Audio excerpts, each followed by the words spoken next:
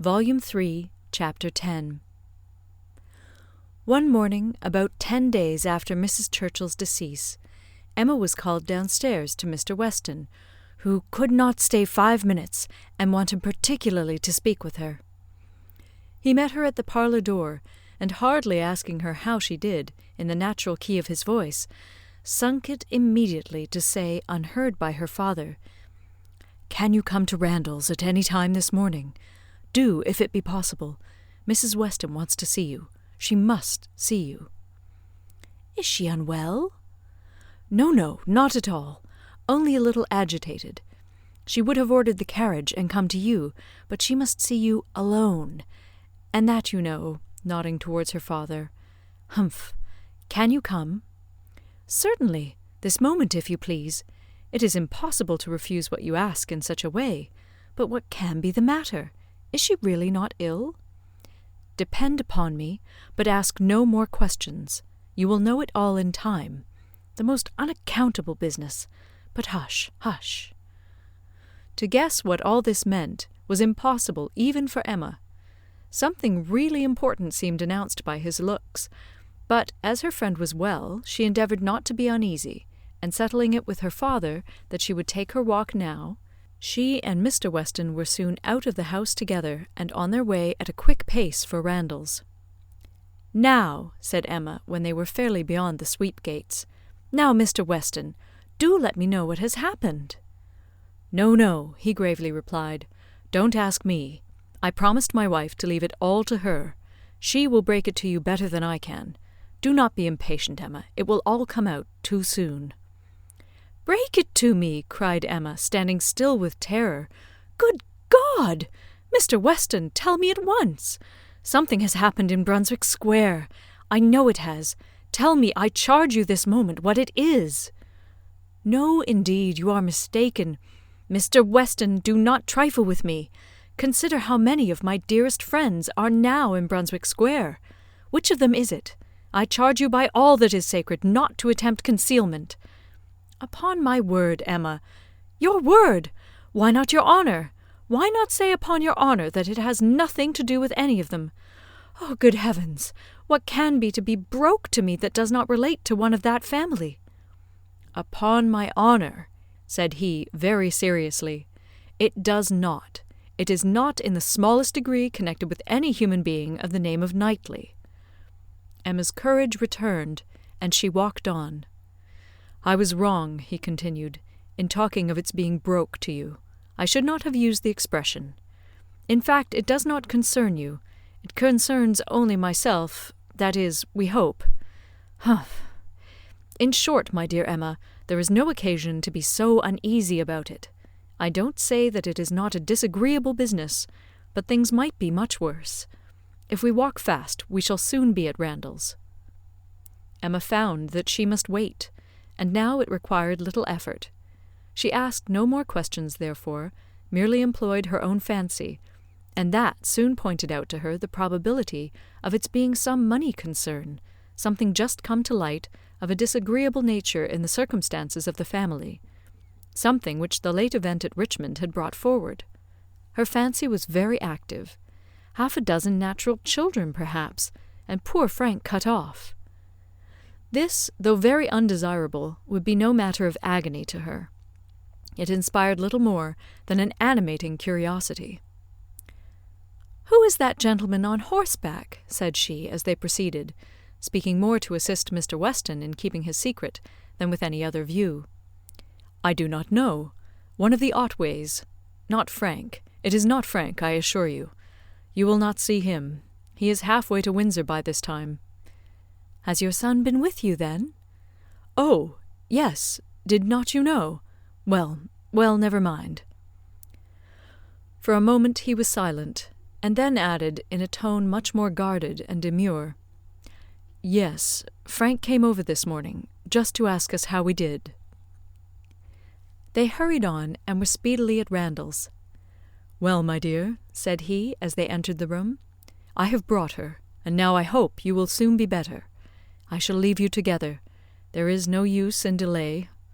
I shall not be far off, if you want me." And Emma distinctly heard him add, in a lower tone before he quitted the room. "I have been as good as my word. She has not the least idea." Mrs. Weston was looking so ill, and had an air of so much perturbation, that Emma's uneasiness increased, and the moment they were alone, she eagerly said, "What is it, my dear friend? Something of a very unpleasant nature, I find, has occurred. Do let me know directly what it is. I have been walking all this way in complete suspense. We both abhor suspense. Do not let mine continue longer. It will do you good to speak of your distress, whatever it may be." "Have you indeed no idea?" said Mrs. Weston in a trembling voice. "Cannot you, my dear Emma, cannot you form a guess as to what you are to hear?" "So far as that it relates to Mr. Frank Churchill, I do guess." "You are right. It does relate to him, and I will tell you directly." Resuming her work, and seeming resolved against looking up. "He has been here this very morning, on a most extraordinary errand. It is impossible to express our surprise. He came to speak to his father on a subject, to announce an attachment—" She stopped to breathe. Emma thought first of herself, and then of Harriet. "More than an attachment, indeed," resumed Mrs. Weston. "An engagement, a positive engagement. What will you say, Emma? What will anybody say when it is known that Frank Churchill and Miss Fairfax are engaged? Nay, that they have been long engaged?" Emma even jumped with surprise, and horror-struck exclaimed, "Jane Fairfax! Good God! You are not serious. You do not mean it." "You may well be amazed," returned Mrs. Weston, still averting her eyes, and talking on with eagerness that Emma might have time to recover. "You may well be amazed, but it is even so. There has been a solemn engagement between them ever since October, formed at Weymouth, and kept a secret from everybody, not a creature knowing it but themselves, neither the Campbells, nor her family, nor his. It is so wonderful that though perfectly convinced of the fact, it is yet almost incredible to myself. I can hardly believe it. I thought I knew him." Emma scarcely heard what was said. Her mind was divided between two ideas: her own former conversations with him about Miss Fairfax, and poor Harriet, and for some time she could only exclaim, and require confirmation, repeated confirmation. "Well," she said at last, trying to recover herself, "this is a circumstance which I must think of at least half a day, before I can at all comprehend it. What! Engaged to her all the winter, before either of them came to Highbury? Engaged since October, secretly engaged. It has hurt me, Emma, very much. It has hurt his father equally. Some part of his conduct we cannot excuse." Emma pondered a moment, and then replied, "I will not pretend not to understand you, and to give you all the relief in my power, be assured that no such effect has followed his attentions to me as you are apprehensive of." Mrs. Weston looked up, afraid to believe, but Emma's countenance was as steady as her words. "That you may have less difficulty in believing this boast of my present perfect indifference," she continued, "I will farther tell you that there was a period in the early part of our acquaintance when I did like him, when I was very much disposed to be attached to him, nay, was attached, and how it came to cease is perhaps the wonder. Fortunately, however, it did cease. I have really, for some time past, for at least these 3 months, cared nothing about him. You may believe me, Mrs. Weston. This is the simple truth." Mrs. Weston kissed her with tears of joy, and when she could find utterance, assured her that this protestation had done her more good than anything else in the world could do. "Mr. Weston will be almost as much relieved as myself," said she. "On this point we have been wretched.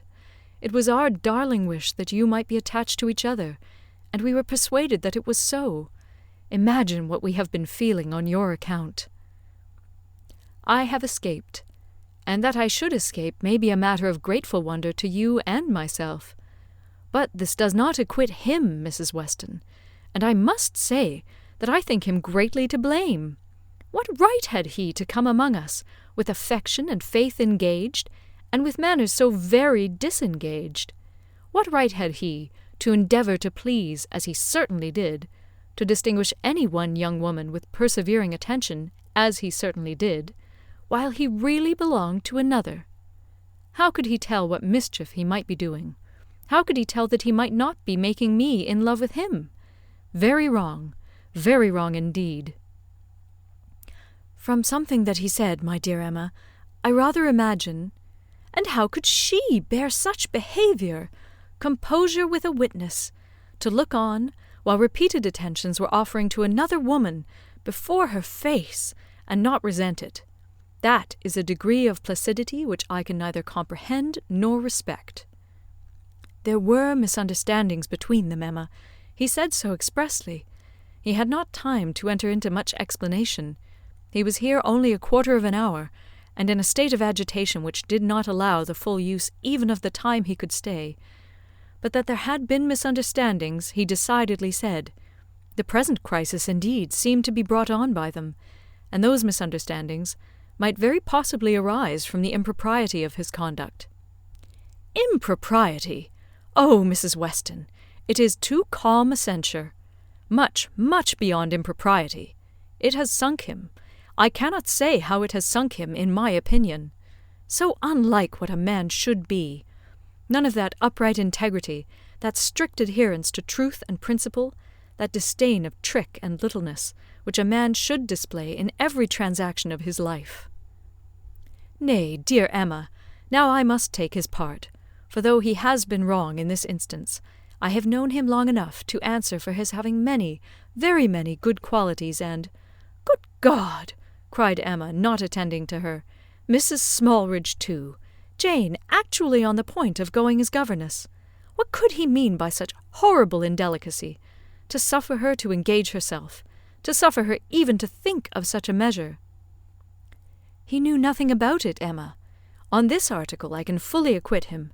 It was a private resolution of hers, not communicated to him, or at least not communicated in a way to carry conviction. Till yesterday I know he said he was in the dark as to her plans.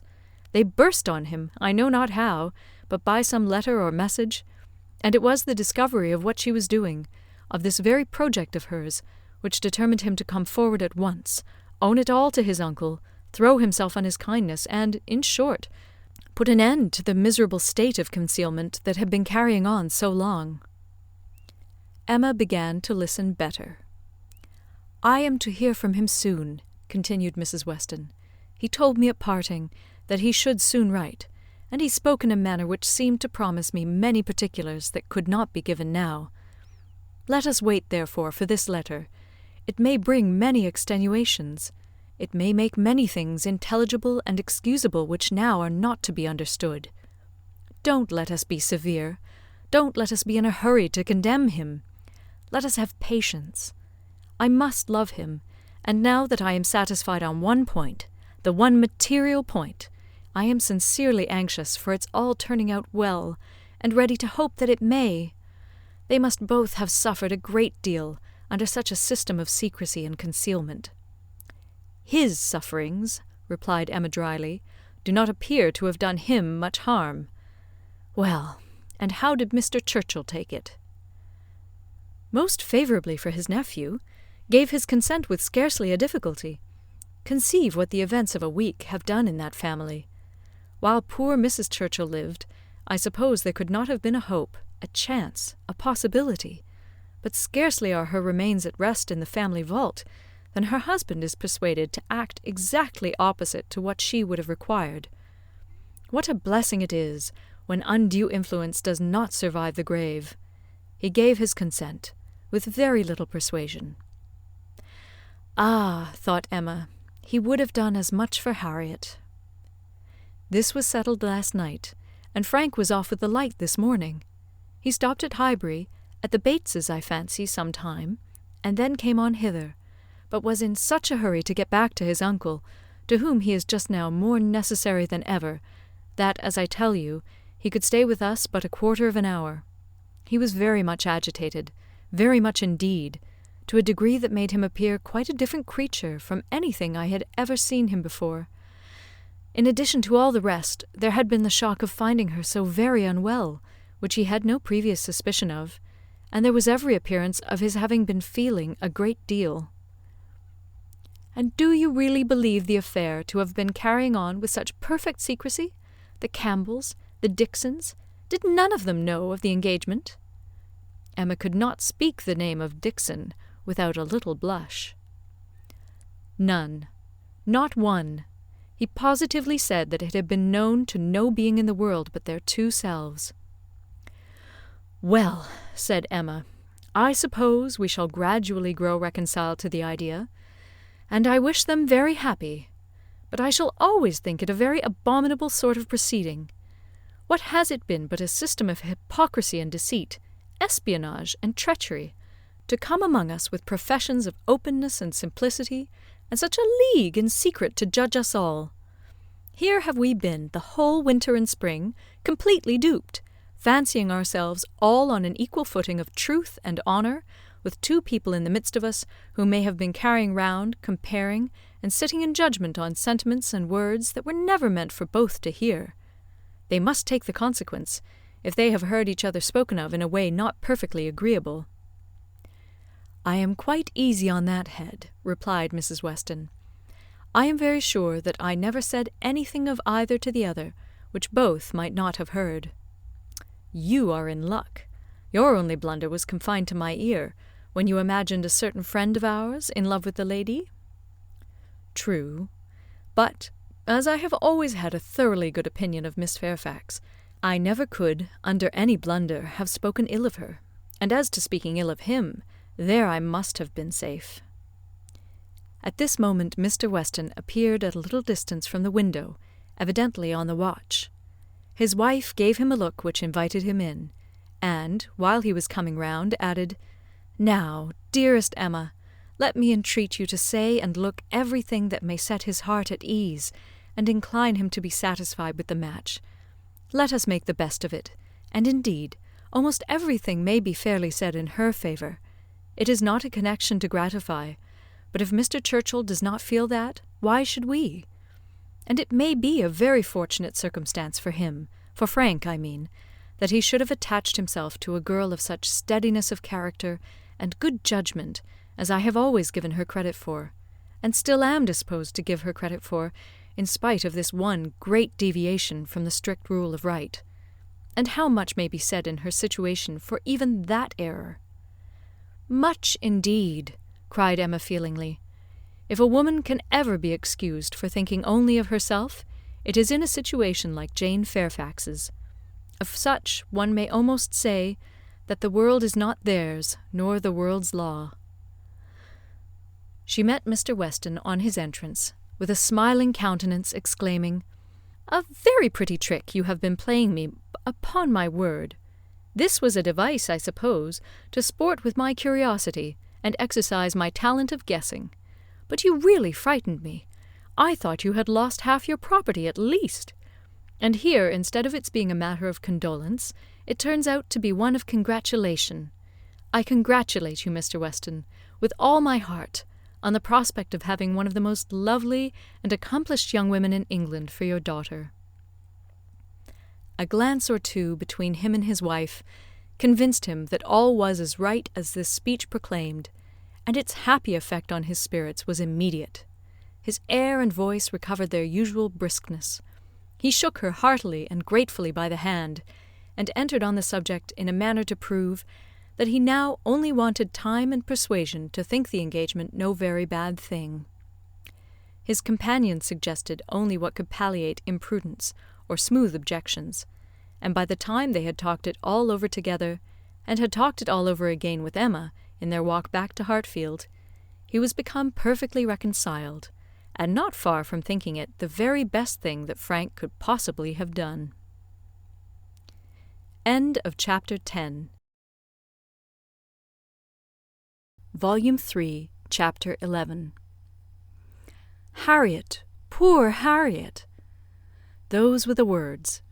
In them lay the tormenting ideas which Emma could not get rid of, and which constituted the real misery of the business to her. Frank Churchill had behaved very ill by herself, very ill in many ways, but it was not so much his behaviour as her own which made her so angry with him. It was the scrape which he had drawn her into on Harriet's account that gave the deepest hue to his offence. Poor Harriet! To be a second time the dupe of her own misconceptions and flattery. Mr. Knightley had spoken prophetically when he once said, "Emma, you have been no friend to Harriet Smith." She was afraid she had done her nothing but disservice. It was true that she had not to charge herself, in this instance as in the former, with being the sole and original author of the mischief, with having suggested such feelings as might otherwise never have entered Harriet's imagination, for Harriet had acknowledged her admiration and preference of Frank Churchill before she had ever given her a hint on the subject. But she felt completely guilty of having encouraged what she might have repressed. She might have prevented the indulgence and increase of such sentiments. Her influence would have been enough. And now she was very conscious that she ought to have prevented them. She felt that she had been risking her friend's happiness on most insufficient grounds. Common sense would have directed her to tell Harriet that she must not allow herself to think of him, and that there were 500 chances to 1 against his ever caring for her. But, with common sense, she added, "I am afraid I have had little to do." She was extremely angry with herself. If she could not have been angry with Frank Churchill too, it would have been dreadful. As for Jane Fairfax, she might at least relieve her feelings from any present solicitude on her account. Harriet would be anxiety enough. She need no longer be unhappy about Jane, whose troubles and whose ill health having, of course, the same origin, must be equally under cure. Her days of insignificance and evil were over. She would soon be well and happy and prosperous. Emma could now imagine why her own attentions had been slighted. This discovery laid many smaller matters open. No doubt it had been from jealousy. In Jane's eyes she had been a rival, and well might anything she could offer of assistance or regard be repulsed. An airing in the Hartfield carriage would have been the rack, and arrowroot from the Hartfield storeroom must have been poison. She understood it all, and as far as her mind could disengage itself from the injustice and selfishness of angry feelings, she acknowledged that Jane Fairfax would have neither elevation nor happiness beyond her desert. But poor Harriet was such an engrossing charge. There was little sympathy to be spared for anybody else. Emma was sadly fearful that this second disappointment would be more severe than the first. Considering the very superior claims of the object, it ought, and judging by its apparently stronger effect on Harriet's mind, producing reserve and self-command, it would. She must communicate the painful truth, however, and as soon as possible. An injunction of secrecy had been among Mr. Weston's parting words. For the present, the whole affair was to be completely a secret. Mr. Churchill had made a point of it as a token of respect to the wife he had so very recently lost, and everybody admitted it to be no more than due decorum. Emma had promised, but still Harriet must be accepted. It was her superior duty.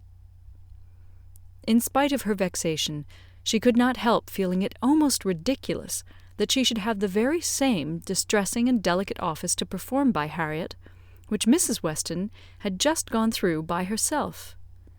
The intelligence which had been so anxiously announced to her, she was now to be anxiously announcing to another. Her heart beat quick on hearing Harriet's footstep and voice. So, she supposed, had poor Mrs. Weston felt when she was approaching Randalls. Could the event of the disclosure bear an equal resemblance? But of that, unfortunately, there could be no chance. "Well, Miss Woodhouse," cried Harriet, coming eagerly into the room, "is not this the oddest news that ever was?" "What news do you mean?" replied Emma, unable to guess, by look or voice, whether Harriet could indeed have received any hint. "About Jane Fairfax. Did you ever hear anything so strange? Oh, you need not be afraid of owning it to me, for Mr. Weston has told me himself. I met him just now. He told me it was to be a great secret, and therefore I should not think of mentioning it to anybody but you, but he said you knew it." "What did Mr. Weston tell you?" said Emma, still perplexed. "Oh, he told me all about it, that Jane Fairfax and Mr. Frank Churchill are to be married, and that they have been privately engaged to one another this long while. How very odd!" It was indeed so odd. Harriet's behaviour was so extremely odd that Emma did not know how to understand it. Her character appeared absolutely changed. She seemed to propose showing no agitation, or disappointment, or peculiar concern in the discovery. Emma looked at her, quite unable to speak. "Had you any idea," cried Harriet, "of his being in love with her? You, perhaps, might. You," blushing as she spoke, "who can see into everybody's heart, but nobody else." "Upon my word," said Emma, "I begin to doubt my having any such talent. Can you seriously ask me, Harriet, whether I imagine him attached to another woman, at the very time that I was tacitly, if not openly, encouraging you to give way to your own feelings? I never had the slightest suspicion, till within the last hour, of Mr. Frank Churchill's having the least regard for Jane Fairfax. You may be very sure that if I had, I should have cautioned you accordingly." "Me?" cried Harriet, colouring and astonished. "Why should you caution me? You do not think I care about Mr. Frank Churchill?" "I am delighted to hear you speak so stoutly on the subject," replied Emma, smiling.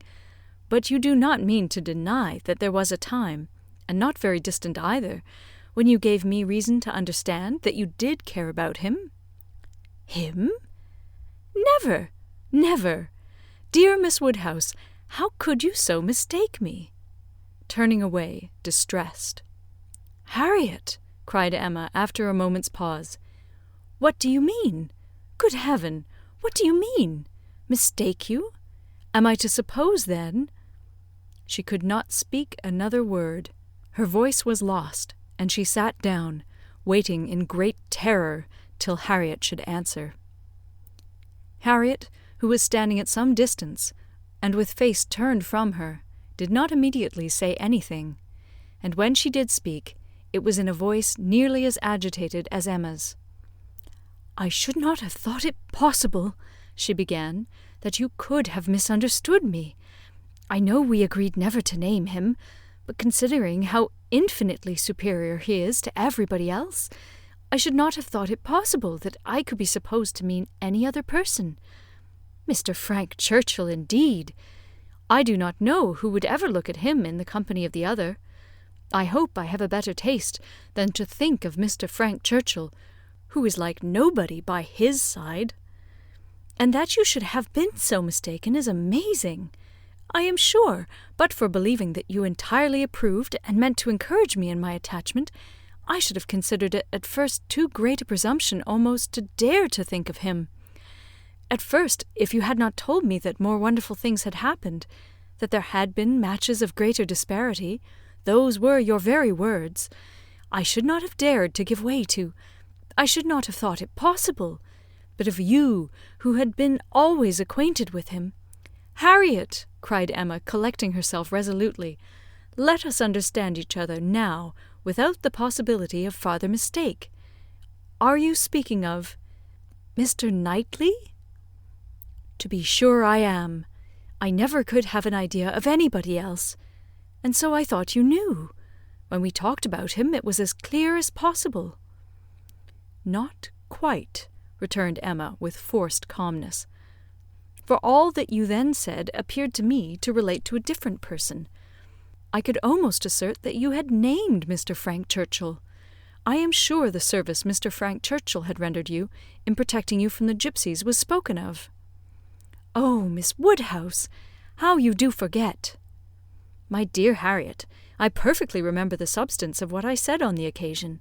I told you that I did not wonder at your attachment, that considering the service he had rendered you, it was extremely natural, and you agreed to it, expressing yourself very warmly as to your sense of that service, and mentioning even what your sensations had been in seeing him come forward to your rescue. The impression of it is strong on my memory." "Oh, dear," cried Harriet, "now I recollect what you mean. But I was thinking of something very different at the time. It was not the gipsies. It was not Mr. Frank Churchill that I meant. No," with some elevation, "I was thinking of a much more precious circumstance, of Mr. Knightley's coming and asking me to dance, when Mr. Elton would not stand up with me, and when there was no other partner in the room. That was the kind action, that was the noble benevolence and generosity, that was the service which made me begin to feel how superior he was to every other being upon earth." "Good God!" cried Emma, "this has been a most unfortunate, most deplorable mistake. What is to be done?" "You would not have encouraged me then, if you had understood me? At least, however, I cannot be worse off than I should have been, if the other had been the person. And now, it is possible—" She paused a few moments. Emma could not speak. "I do not wonder, Miss Woodhouse," she resumed, "that you should feel a great difference between the two, as to me, or as to anybody. You must think one 500,000,000 times more above me than the other.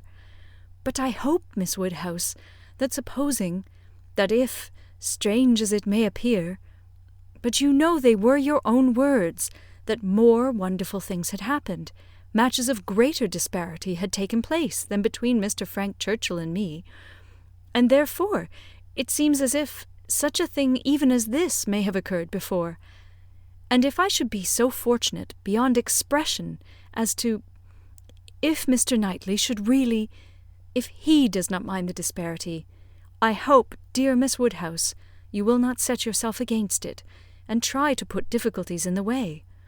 But you are too good for that, I am sure." Harriet was standing at one of the windows.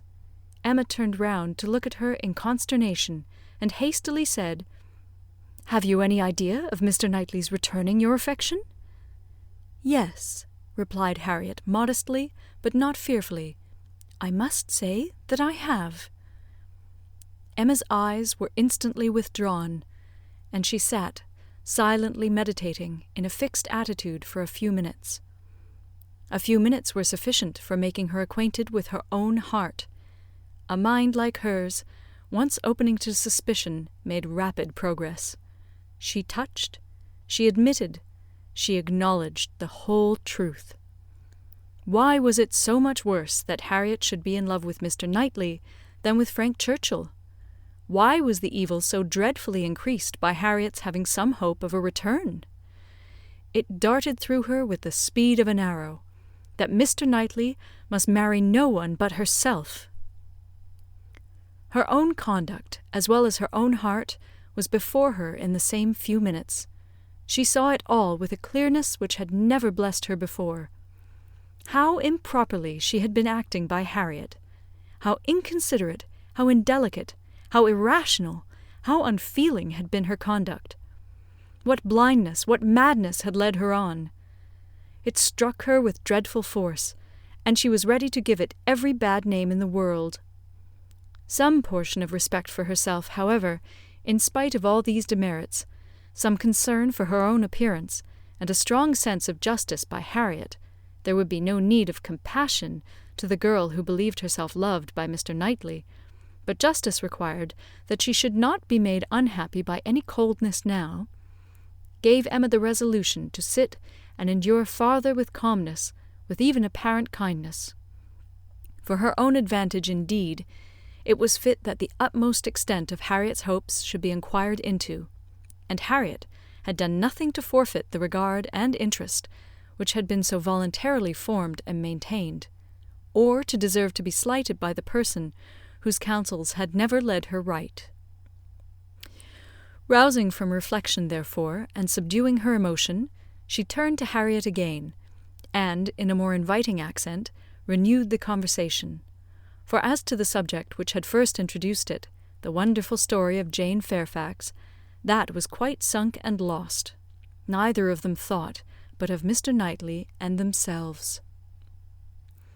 Harriet, who had been standing in no unhappy reverie, was yet very glad to be called from it, by the now encouraging manner of such a judge and such a friend as Miss Woodhouse, and only wanted invitation to give the history of her hopes with great, though trembling delight. Emma's tremblings as she asked, and as she listened, were better concealed than Harriet's, but they were not less. Her voice was not unsteady, but her mind was in all the perturbation that such a development of self, such a burst of threatening evil, such a confusion of sudden and perplexing emotions must create. She listened with much inward suffering, but with great outward patience, to Harriet's detail. Methodical, or well arranged, or very well delivered, it could not be expected to be, but it contained, when separated from all the feebleness and tautology of the narration, a substance to sink her spirit, especially with the corroborating circumstances which her own memory brought in favour of Mr. Knightley's most improved opinion of Harriet. Harriet had been conscious of a difference in his behaviour ever since those 2 decisive dances. Emma knew that he had, on that occasion, found her much superior to his expectation. From that evening, or at least from the time of Miss Woodhouse's encouraging her to think of him, Harriet had begun to be sensible of his talking to her much more than he had been used to do, and of having indeed quite a different manner towards her, a manner of kindness and sweetness. Latterly she had been more and more aware of it. When they had been all walking together, he had so often come and walked by her, and talked so very delightfully. He seemed to want to be acquainted with her. Emma knew it to have been very much the case. She had often observed the change, to almost the same extent. Harriet repeated expressions of approbation and praise from him, and Emma felt them to be in the closest agreement with what she had known of his opinion of Harriet. He praised her for being without art or affectation, for having simple, honest, generous feelings. She knew that he saw such recommendations in Harriet. He had dwelt on them to her more than once. Much that lived in Harriet's memory, many little particulars of the notice she had received from him, a look, a speech, a removal from one chair to another, a compliment implied, a preference inferred, had been unnoticed because unsuspected by Emma. Circumstances that might swell to half an hour's relation, and contained multiplied proofs to her who had seen them, had passed undiscerned by her who now heard them. But the 2 latest occurrences to be mentioned, the 2 of strongest promise to Harriet, were not without some degree of witness from Emma herself.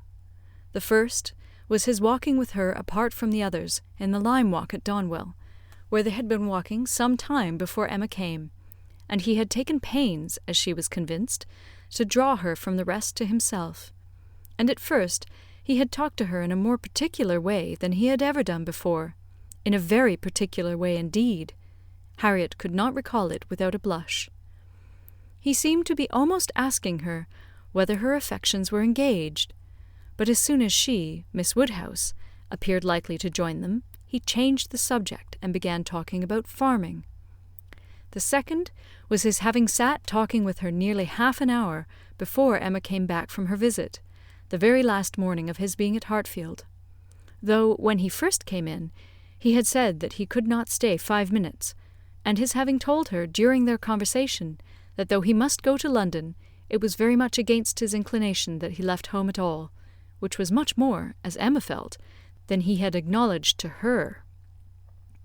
The superior degree of confidence towards Harriet, which this one article marked, gave her severe pain. On the subject of the first of the 2 circumstances, she did, after a little reflection, venture the following question. Is not it possible that when inquiring, as you thought, into the state of your affections, he might be alluding to Mr. Martin? He might have Mr. Martin's interest in view. But Harriet rejected the suspicion with spirit. Mr. Martin? No, indeed. There was not a hint of Mr. Martin. I hope I know better now than to care for Mr. Martin, or to be suspected of it. When Harriet had closed her evidence, she appealed to her dear Miss Woodhouse to say whether she had not good ground for hope. "I never should have presumed to think of it at first," said she, "but for you. You told me to observe him carefully, and let his behaviour be the rule of mine. And so I have. But now I seem to feel that I may deserve him, and that if he does choose me, it will not be anything so very wonderful." The bitter feelings occasioned by this speech, the many bitter feelings, made the utmost exertion necessary on Emma's side to enable her to say on reply, "Harriet, I will only venture to declare that Mr. Knightley is the last man in the world who would intentionally give any woman the idea of his feeling for her more than he really does." Harriet seemed ready to worship her friend for a sentence so satisfactory, and Emma was only saved from raptures and fondness, which at that moment would have been dreadful penance, by the sound of her father's footsteps. He was coming through the hall. Harriet was too much agitated to encounter him. She could not compose herself. Mr. Woodhouse would be alarmed. She had better go. With most ready encouragement from her friend, therefore, she passed off through another door, and the moment she was gone, this was the spontaneous burst of Emma's feelings. "Oh, God! That I had never seen her!" The rest of the day, the following night, were hardly enough for her thoughts. She was bewildered amidst the confusion of all that had rushed on her within the last few hours. Every moment had brought a fresh surprise, and every surprise must be a matter of humiliation to her. How to understand it all? How to understand the deceptions she had been thus practising on herself and living under? The blunders, the blindness of her own head and heart. She sat still, she walked about, she tried her own room, she tried the shrubbery. In every place, every posture, she perceived that she had acted most weakly, that she had been imposed on by others in a most mortifying degree, that she had been imposing on herself in a degree yet more mortifying, that she was wretched, and should probably find this day but the beginning of wretchedness. To understand, thoroughly understand, her own heart was the first endeavour. To that point went every leisure moment which her father's claims on her allowed, and every moment of involuntary absence of mind. How long had Mr. Knightley been so dear to her, as every feeling declared him now to be? When had his influence, such influence, begun? When had he succeeded to that place in her affection which Frank Churchill had once, for a short period, occupied? She looked back, she compared the two, compared them as they had always stood in her estimation from the time of the latter's becoming known to her, and as they must at any time have been compared by her had it by any blessed felicity occurred to her to institute the comparison. She saw that there never had been a time when she did not consider Mr. Knightley as infinitely the superior, or when his regard for her had not been infinitely the most dear. She saw that in persuading herself, in fancying, in acting to the contrary, she had been entirely under a delusion, totally ignorant of her own heart, and, in short, that she had never really cared for Frank Churchill at all. This was the conclusion of the first series of reflection. This was the knowledge of herself, on the first question of inquiry, which she reached, and without being long in reaching it. She was most sorrowfully indignant, ashamed of every sensation but the one revealed to her, her affection for Mr. Knightley. Every other part of her mind was disgusting. With insufferable vanity she had believed herself in the secret of everybody's feelings, with unpardonable arrogance proposed to arrange everybody's destiny. She was proved to have been universally mistaken, and she had not quite done nothing, for she had done mischief. She had brought evil on Harriet, on herself, and, she too much feared, on Mr. Knightley. Were this most unequal of all connections to take place, on her must rest all the reproach of having given it a beginning, for his attachment she must believe to be produced only by a consciousness of Harriet's, and even were this not the case, he would never have known Harriet at all but for her folly. Mr. Knightley and Harriet Smith! It was a union to distance every wonder of the kind. The attachment of Frank Churchill and Jane Fairfax became commonplace, threadbare, stale in the comparison, exciting no surprise, presenting no disparity, affording nothing to be said or thought. Mr. Knightley and Harriet Smith! Such an elevation on her side, such a debasement on his! It was horrible to Emma to think how it must sink him in the general opinion, to foresee the smiles, the sneers, the merriment it would prompt at his expense, the mortification and disdain of his brother, the thousand inconveniences to himself. Could it be? No, it was impossible. And yet it was far, very far from impossible. Was it a new circumstance, for a man of first-rate abilities to be captivated by very inferior powers? Was it new for one, perhaps too busy to seek, to be the prize of a girl who would seek him? Was it new for anything in this world to be unequal, inconsistent, incongruous, or for chance and circumstance as second causes to direct the human fate? Oh, had she never brought Harriet forward? Had she left her where she ought, and where he had told her she ought? Had she not, with a folly which no tongue could express, prevented her marrying the unexceptionable young man who would have made her happy and respectable in the line of life to which she ought to belong, all would have been safe. None of this dreadful sequel would have been. How Harriet could ever have the presumption to raise her thoughts to Mr. Knightley, how she could dare to fancy herself the chosen of such a man till actually assured of it. But Harriet was less humble, had fewer scruples than formerly. Her inferiority, whether of mind or situation, seemed little felt. She had seemed more sensible of Mr. Elton's being to stoop in marrying her than she now seemed of Mr. Knightley's. Alas! Was not that her own doing too? Who had been at pains to give Harriet notions of self-consequence but herself? Who but herself had taught her that she was to elevate herself if possible, and that her claims were great to a high worldly establishment? If Harriet, from being humble, were grown vain, it was her doing too. End of Chapter 11. Volume 3, Chapter 12.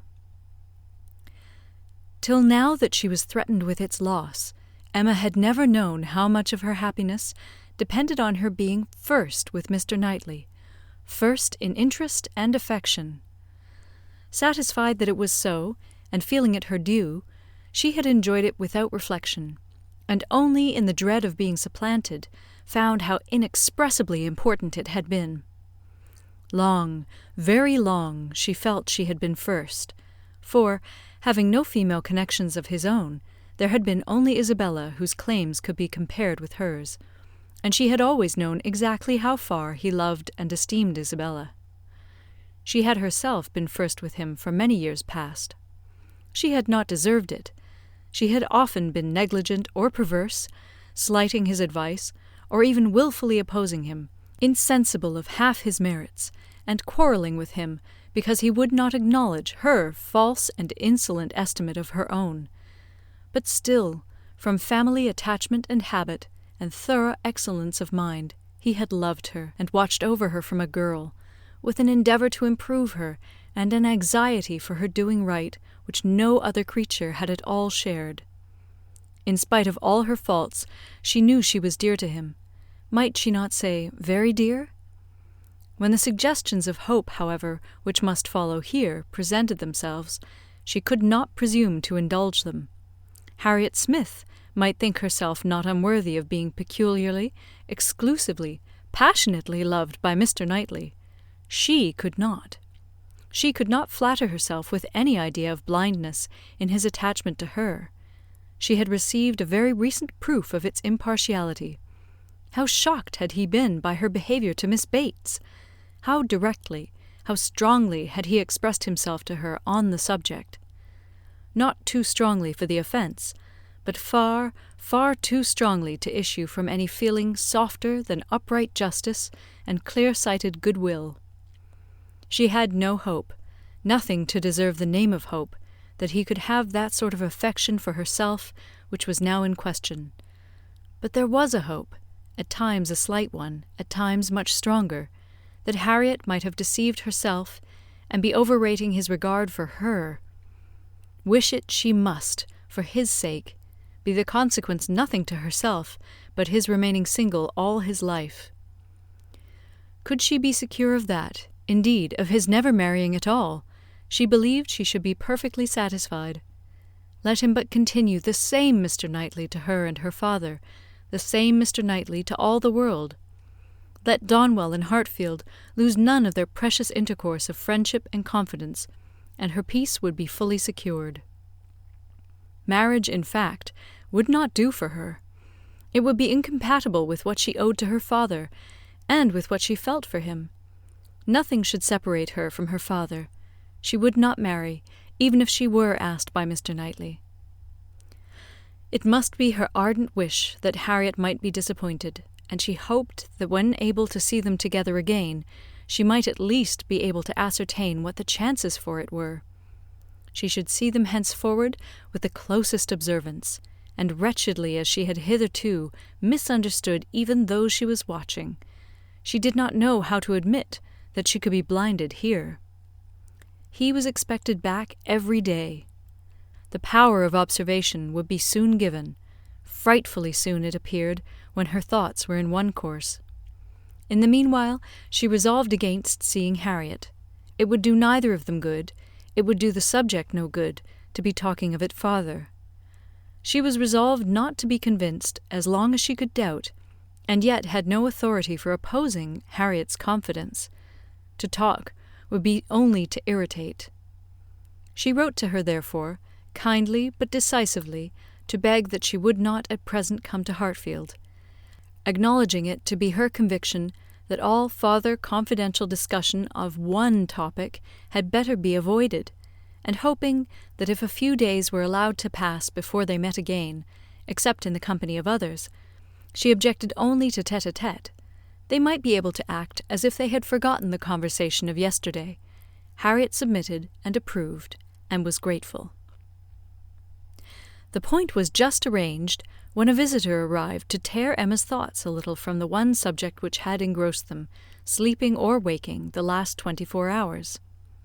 Mrs. Weston, who had been calling on her daughter-in-law elect, and took Hartfield in her way home, almost as much in duty to Emma as in pleasure to herself, to relate all the particulars of so interesting an interview.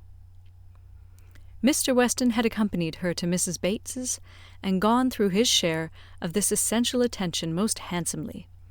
But she having then induced Miss Fairfax to join her in an airing, was now returned with much more to say, and much more to say with satisfaction, than a quarter of an hour spent in Mrs. Bates's parlour, with all the encumbrance of awkward feelings, could have afforded. A little curiosity Emma had, and she made the most of it while her friend related. Mrs. Weston had set off to pay the visit in a good deal of agitation herself, and in the first place had wished not to go at all at present, to be allowed merely to write to Miss Fairfax instead, and to defer this ceremonious call till a little time had passed, and Mr. Churchill could be reconciled to the engagements becoming known, as, considering everything, she thought such a visit could not be paid without leading to reports. But Mr. Weston had thought differently. He was extremely anxious to show his approbation to Miss Fairfax and her family, and did not conceive that any suspicion could be excited by it, or if it were, that it would be of any consequence, for such things, he observed, always got about. Emma smiled, and felt that Mr. Weston had very good reason for saying so. They had gone, in short, and very great had been the evident distress and confusion of the lady. She had hardly been able to speak a word, and every look and action had shown how deeply she was suffering from consciousness. The quiet, heartfelt satisfaction of the old lady, and the rapturous delight of her daughter, who proved even too joyous to talk as usual, had been a gratifying, yet almost an affecting scene. They were both so truly respectable in their happiness, so disinterested in every sensation, thought so much of Jane, so much of everybody, and so little of themselves, that every kindly feeling was at work for them. Miss Fairfax's recent illness had offered a fair plea for Mrs. Weston to invite her to an airing. She had drawn back and declined at first, but, on being pressed, had yielded, and in the course of their drive, Mrs. Weston had, by gentle encouragement, overcome so much of her embarrassment as to bring her to converse on the important subject. Apologies for her seemingly ungracious silence in their first reception, and the warmest expressions of the gratitude she was always feeling towards herself and Mr. Weston, must necessarily open the cause.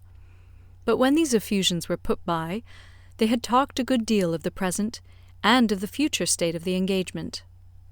Mrs. Weston was convinced that such conversation must be the greatest relief to her companion, pent up within her own mind as everything had so long been, and was very much pleased with all that she had said on the subject.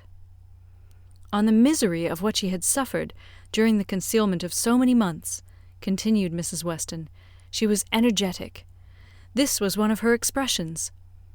"I will not say that since I entered into the engagement I have not had some happy moments, but I can say that I have never known the blessing of one tranquil hour." And the quivering lip, Emma, which uttered it, was an attestation that I felt at my heart. "Poor girl," said Emma. "She thinks herself wrong, then, for having consented to a private engagement?" "Wrong! No one, I believe, can blame her more than she is disposed to blame herself. The consequence," said she, "has been a state of perpetual suffering to me, and so it ought. But after all the punishment that misconduct can bring, it is still not less misconduct. Pain is no expiation. I never can be blameless. I have been acting contrary to all my sense of right, and the fortunate turn that everything has taken, and the kindness I am now receiving, is what my conscience tells me ought not to be. Do not imagine, madam," she continued, "that I was taught wrong. Do not let any reflection fall on the principles or the care of the friends who brought me up. The error has been all my own, and I do assure you that with all the excuse that present circumstances may appear to give, I shall yet dread making the story known to Colonel Campbell." "Poor girl," said Emma again. "She loves him, then, excessively, I suppose. It must have been from attachment only that she could be led to form the engagement. Her affection must have overpowered her judgment." "Yes, I have no doubt of her being extremely attached to him." "I am afraid," returned Emma, sighing, "that I must often have contributed to make her unhappy." "On your side, my love, it was very innocently done. But she probably had something of that in her thoughts when alluding to the misunderstandings which he had given us hints of before. One natural consequence of the evil she had involved herself in, she said, was that of making her unreasonable. The consciousness of having done amiss had exposed her to 1,000 inquietudes, and made her captious and irritable to a degree that had been, hard for him to bear. "I did not make the allowances," said she, "which I ought to have done for his temper and spirits, his delightful spirits, and that gaiety, that playfulness of disposition which, under any other circumstances, would, I am sure, have been as constantly bewitching to me as they were at first." She then began to speak of you, and of the great kindness you had shown her during her illness, and with a blush which showed me how it was all connected, desired me, whenever I had an opportunity, to thank you. I could not thank you too much, for every wish and every endeavour to do her good. She was sensible that you had never received any proper acknowledgment from herself. "If I did not know her to be happy now," said Emma seriously, "which, in spite of every little drawback from her scrupulous conscience, she must be, I could not bear these thanks. For, oh, Mrs. Weston, if there were an account drawn up of the evil and the good I have done Miss Fairfax. Well," checking herself and trying to be more lively, "this is all to be forgotten. You are very kind to bring me these interesting particulars. They show her to the greatest advantage. I am sure she is very good. I hope she will be very happy. It is fit that the fortune should be on his side, for I think the merit will be all on hers." Such a conclusion could not pass unanswered by Mrs. Weston. She thought well of Frank in almost every respect, and, what was more, she loved him very much, and her defence was therefore earnest. She talked with a great deal of reason, and at least equal affection, but she had too much to urge for Emma's attention. It was soon gone to Brunswick Square or to Donwell. She forgot to attempt to listen, and when Mrs. Weston ended with, "We have not yet had the letter we are so anxious for, you know, but I hope it will soon come," she was obliged to pause before she answered, and at last obliged to answer at random, before she could at all recollect what letter it was which they were so anxious for. "Are you well, my Emma?" was Mrs. Weston's parting question. "Oh, perfectly. I am always well, you know. Be sure to give me intelligence of the letter as soon as possible." Mrs. Weston's communications furnished Emma with more food for unpleasant reflection, by increasing her esteem and compassion, and her sense of past injustice towards Miss Fairfax. She bitterly regretted not having sought a closer acquaintance with her, and blushed for the envious feelings which had certainly been, in some measure, the cause. Had she followed Mr. Knightley's known wishes in paying that attention to Miss Fairfax which was every way her due, had she tried to know her better, had she done her part towards intimacy, had she endeavoured to find a friend there instead of in Harriet Smith, she must in all probability have been spared from every pain which pressed on her now. Birth, abilities, and education had been equally marking one as an associate for her, to be received with gratitude, and the other, what was she? Supposing even that they had never become intimate friends, that she had never been admitted into Miss Fairfax's confidence on this important manner, which was most probable. Still, in knowing her as she ought, and as she might, she must have been preserved from the abominable suspicions of an improper attachment to Mr. Dickson, which she had not only so foolishly fashioned and harboured herself, but had so unpardonably imparted, an idea which she greatly feared had been made a subject of material distress to the delicacy of Jane's feelings by the levity or carelessness of Frank Churchill's. Of all the sources of evil surrounding the former, since her coming to Highbury, she was persuaded that she must herself have been the worst. She must have been a perpetual enemy. They never could have been, all three together, without her having stabbed Jane Fairfax's peace in 1,000 instances, and on Box Hill, perhaps, it had been the agony of a mind that would bear no more. The evening of this day was very long and melancholy at Hartfield. The weather added what it could of gloom. A cold, stormy rain set in, and nothing of July appeared but in the trees and shrubs, which the wind was despoiling, and the length of the day, which only made such cruel sights the longer visible. The weather affected Mr. Woodhouse, and he could only be kept tolerably comfortable by almost ceaseless attention on his daughter's side, and by exertions which had never cost her half so much before. It reminded her of their first forlorn tete-a-tete, on the evening of Mrs. Weston's wedding day, but Mr. Knightley had walked in then, soon after tea, and dissipated every melancholy fancy. Alas! Such delightful proofs of Hartfield's attraction as those sort of visits conveyed, might shortly be over. The picture which she had then drawn of the privations of the approaching winter had proved erroneous. No friends had deserted them, no pleasures had been lost. But her present forebodings, she feared, would experience no similar contradiction. The prospect before her now was threatening to a degree that could not be entirely dispelled, that might not be even partially brightened. If all took place that might take place among the circle of her friends, Hartfield must be comparatively deserted, and she left to cheer her father with the spirits only of ruined happiness. The child to be born at Randalls must be a tie there even dearer than herself, and Mrs. Weston's heart and time would be occupied by it. They should lose her, and probably in great measure her husband also. Frank Churchill would return among them no more, and Miss Fairfax, it was reasonable to suppose, would soon cease to belong to Highbury. They would be married, and settled either at or near Enscombe. All that were good would be withdrawn, and if to these losses the loss of Donwell were to be added, what would remain of cheerful or of rational society within their reach? Mr. Knightley to be no longer coming there for his evening comfort, no longer walking in at all hours, as if ever willing to change his own home for theirs. How was it to be endured? And if he were to be lost to them for Harriet's sake, if he were to be thought of hereafter as finding in Harriet's society all that he wanted, if Harriet were to be the chosen, the first, the dearest, the friend, the wife, to whom he looked for all the best blessings of existence, what could be increasing Emma's wretchedness but the reflection never far distant from her mind, that it had been all her own work?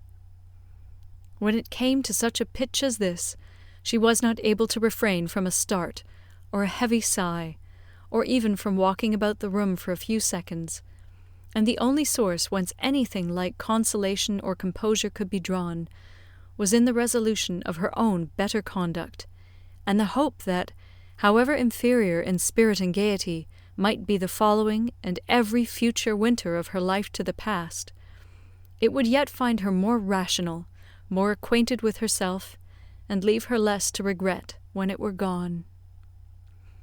End of Chapter 12.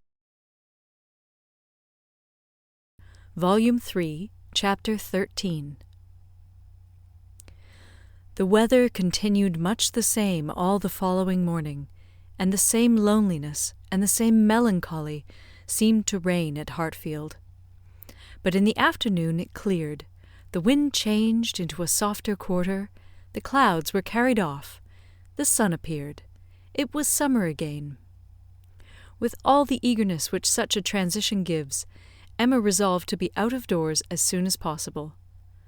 Never had the exquisite sight, smell, sensation of nature, tranquil, warm, and brilliant after a storm, been more attractive to her. She longed for the serenity they might gradually introduce, and on Mr. Perry's coming in soon after dinner, with a disengaged hour to give her father, she lost no time ill-hurrying into the shrubbery. There, with spirits freshened and thoughts a little relieved, she had taken a few turns, when she saw Mr. Knightley passing through the garden door, and coming towards her. It was the first intimation of his being returned from London. She had been thinking of him the moment before as unquestionably 16 miles distant. There was time only for the quickest arrangement of mind. She must be collected and calm. In half a minute they were together. The how-d'ye-do's were quiet and constrained on each side. She asked after their mutual friends. They were all well. When had he left them? Only that morning. He must have had a wet ride. Yes. He meant to walk with her, she found. He had just looked into the dining-room, and as he was not wanted there, preferred being out of doors. She thought he neither looked nor spoke cheerfully, and the first possible cause for it suggested by her fears was, that he had perhaps been communicating his plans to his brother, and was pained by the manner in which they had been received. They walked together. He was silent. She thought he was often looking at her, and trying for a fuller view of her face than it suited her to give. And this belief produced another dread. Perhaps he wanted to speak to her of his attachment to Harriet. He might be watching for encouragement to begin. She did not, could not feel equal to lead the way to any such subject. He must do it all himself. Yet she could not bear this silence. With him it was most unnatural. She considered, resolved, and, trying to smile, began, "You have some news to hear, now you are come back, that will rather surprise you." "Have I?" said he quietly, and looking at her. "Of what nature?" "Oh, the best nature in the world! A wedding!" After waiting a moment, as if to be sure she intended to say no more, he replied, "If you mean Miss Fairfax and Frank Churchill, I have heard that already." "How is it possible?" cried Emma, turning her glowing cheeks towards him, for, while she spoke, it occurred to her that he might have called at Mrs. Goddard's in his way. "I had a few lines on parish business from Mr. Weston this morning, and at the end of them he gave me a brief account of what had happened." Emma was quite relieved, and could presently say, with a little more composure, "You probably have been less surprised than any of us, for you have had your suspicions. I have not forgotten that you once tried to give me a caution. I wish I had attended to it, but," with a sinking voice and a heavy sigh, "I seem to have been doomed to blindness." For a moment or two nothing was said, and she was unsuspicious of having excited any particular interest, till she found her arm drawn within his and pressed against his heart, and heard him thus saying, in a tone of great sensibility, speaking low, "Time, my dearest Emma, time will heal the wound. Your own excellent sense, your exertions for your father's sake, I know you will not allow yourself." Her arm was pressed again as he added, in a more broken and subdued accent, "The feelings of the warmest friendship, indignation, abominable scoundrel!" And in a louder, steadier tone he concluded with, "He will soon be gone. They will soon be in Yorkshire. I am sorry for her. She deserves a better fate." Emma understood him, and as soon as she could recover from the flutter of pleasure excited by such tender consideration, replied, "You are very kind, but you are mistaken, and I must set you right. I am not in want of that sort of compassion. My blindness to what was going on led me to act by them in a way that I must always be ashamed of, and I was very foolishly tempted to say and do many things which may well lay me open to unpleasant conjectures. But I have no other reason to regret that I was not in the secret earlier." "Emma!" cried he, looking eagerly at her. "Are you indeed?" But checking himself, "No, no, I understand you. Forgive me. I am pleased that you can say even so much. He is no object of regret, indeed, and it will not be very long, I hope, before that becomes the acknowledgment of more than your reason. Fortunate that your affections were not farther entangled. I could never, I confess, from your manners, assure myself as to the degree of what you felt. I could only be certain that there was a preference, and a preference which I never believed him to deserve. He is a disgrace to the name of man. And is he to be rewarded with that sweet young woman?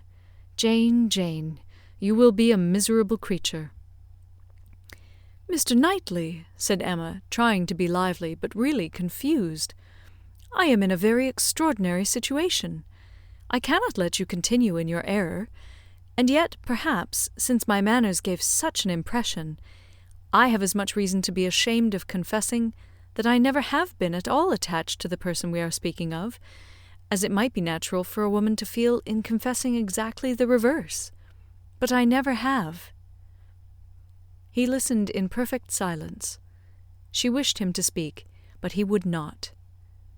She supposed she must say more before she were entitled to his clemency, but it was a hard case to be obliged still to lower herself in his opinion.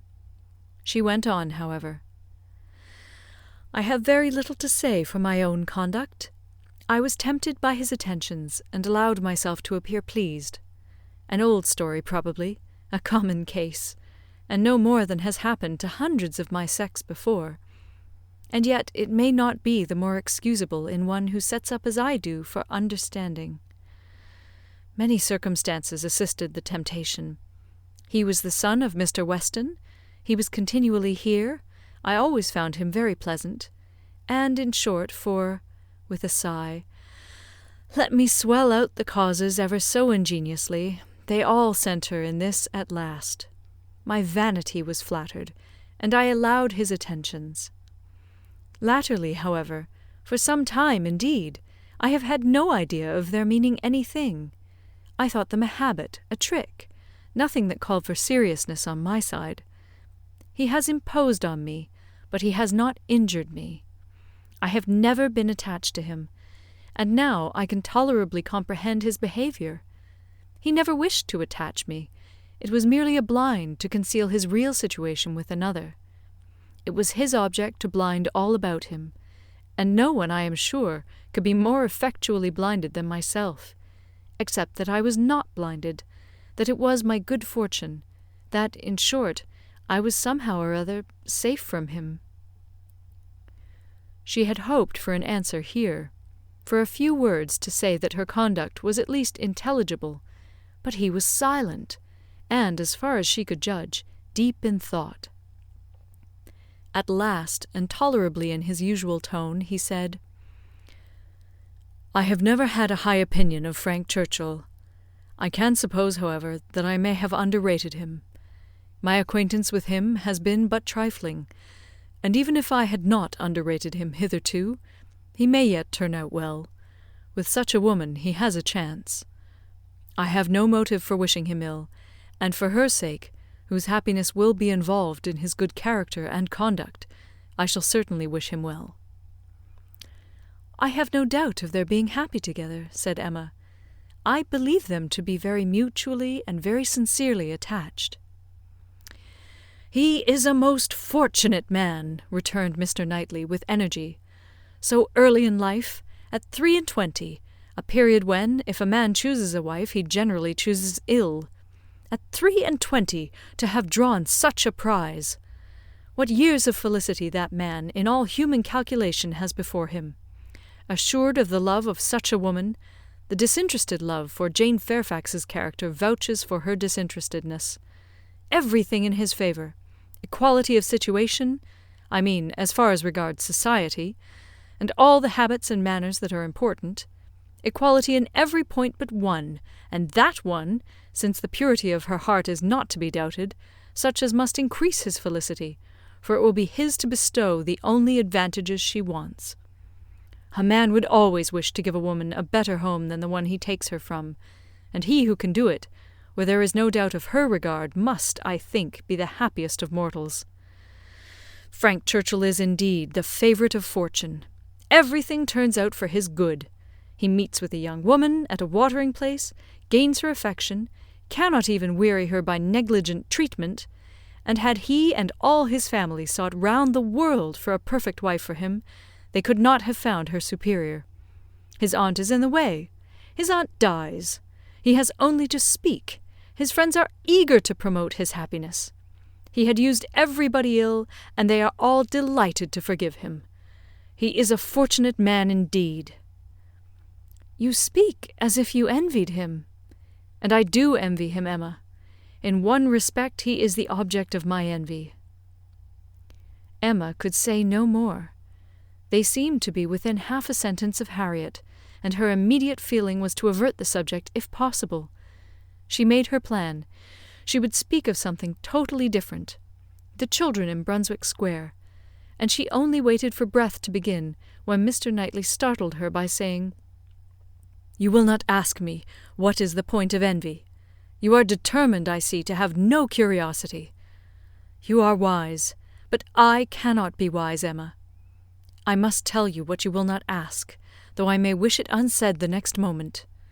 "Oh, then don't speak it, don't speak it!" she eagerly cried. "Take a little time, consider. Do not commit yourself." "Thank you," said he, in an accent of deep mortification, and not another syllable followed. Emma could not bear to give him pain. He was wishing to confide in her, perhaps to consult her. Cost her what it would, she would listen. She might assist his resolution, or reconcile him to it. She might give just praise to Harriet, or, by representing to him his own independence, relieve him from that state of indecision which must be more intolerable than any alternative to such a mind as his. They had reached the house. "You are going in, I suppose?" said he. "No," replied Emma, quite confirmed by the depressed manner in which he still spoke. "I should like to take another turn. Mr. Perry is not gone." And, after proceeding a few steps, she added, "I stopped you ungraciously just now, Mr. Knightley, and I am afraid gave you pain. But if you have any wish to speak openly to me as a friend, or to ask my opinion of anything that you may have in contemplation, as a friend indeed you may command me. I will hear whatever you like. I will tell you exactly what I think." "As a friend," repeated Mr. Knightley. Emma, that I fear is a word. No, I have no wish. Stay. Yes, why should I hesitate? I have gone too far already for concealment. Emma, I accept your offer. Extraordinary as it may seem, I accept it, and refer myself to you as a friend. Tell me, then, have I no chance of ever succeeding?" He stopped in his earnestness to look the question, and the expression of his eyes overpowered her. "My dearest Emma," said he, "for dearest you will always be, whatever the event of this hour's conversation, my dearest, most beloved Emma, tell me at once. Say no if it is to be said." She could really say nothing. "You are silent," he cried with great animation. "Absolutely silent. At present I ask no more." Emma was almost ready to sink under the agitation of this moment. The dread of being awakened from the happiest dream was perhaps the most prominent feeling. "I cannot make speeches, Emma," he soon resumed, and in a tone of such sincere, decided, intelligible tenderness as was tolerably convincing.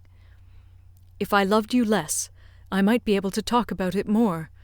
But you know what I am. You hear nothing but truth from me. I have blamed you and lectured you, and you have borne it as no other woman in England would have borne it. Bear with the truths I would tell you now, dearest Emma, as well as you have borne with them. The manner, perhaps, may have as little to recommend them. God knows I have been a very indifferent lover. But you understand me. Yes, you see, you understand my feelings, and will return them if you can.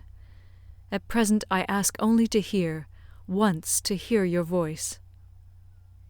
While he spoke, Emma's mind was most busy, and, with all the wonderful velocity of thought, had been able, and yet without losing a word, to catch and comprehend the exact truth of the whole, to see that Harriet's hopes had been entirely groundless, a mistake, a delusion, as complete a delusion as any of her own, that Harriet was nothing, that she was everything herself, that what she had been saying relative to Harriet had been all taken as the language of her own feelings, and that her agitation, her doubts, her reluctance, her discouragement, had been all received as discouragement from herself.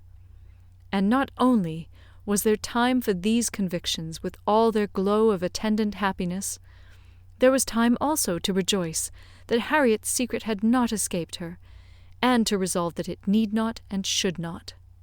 It was all the service she could now render her poor friend, for as to any of that heroism of sentiment which might have prompted her to entreat him to transfer his affection from herself to Harriet, as infinitely the most worthy of the two, or even the more simple sublimity of resolving to refuse him at once and for ever without vouchsafing any motive, because he could not marry them both, Emma had it not.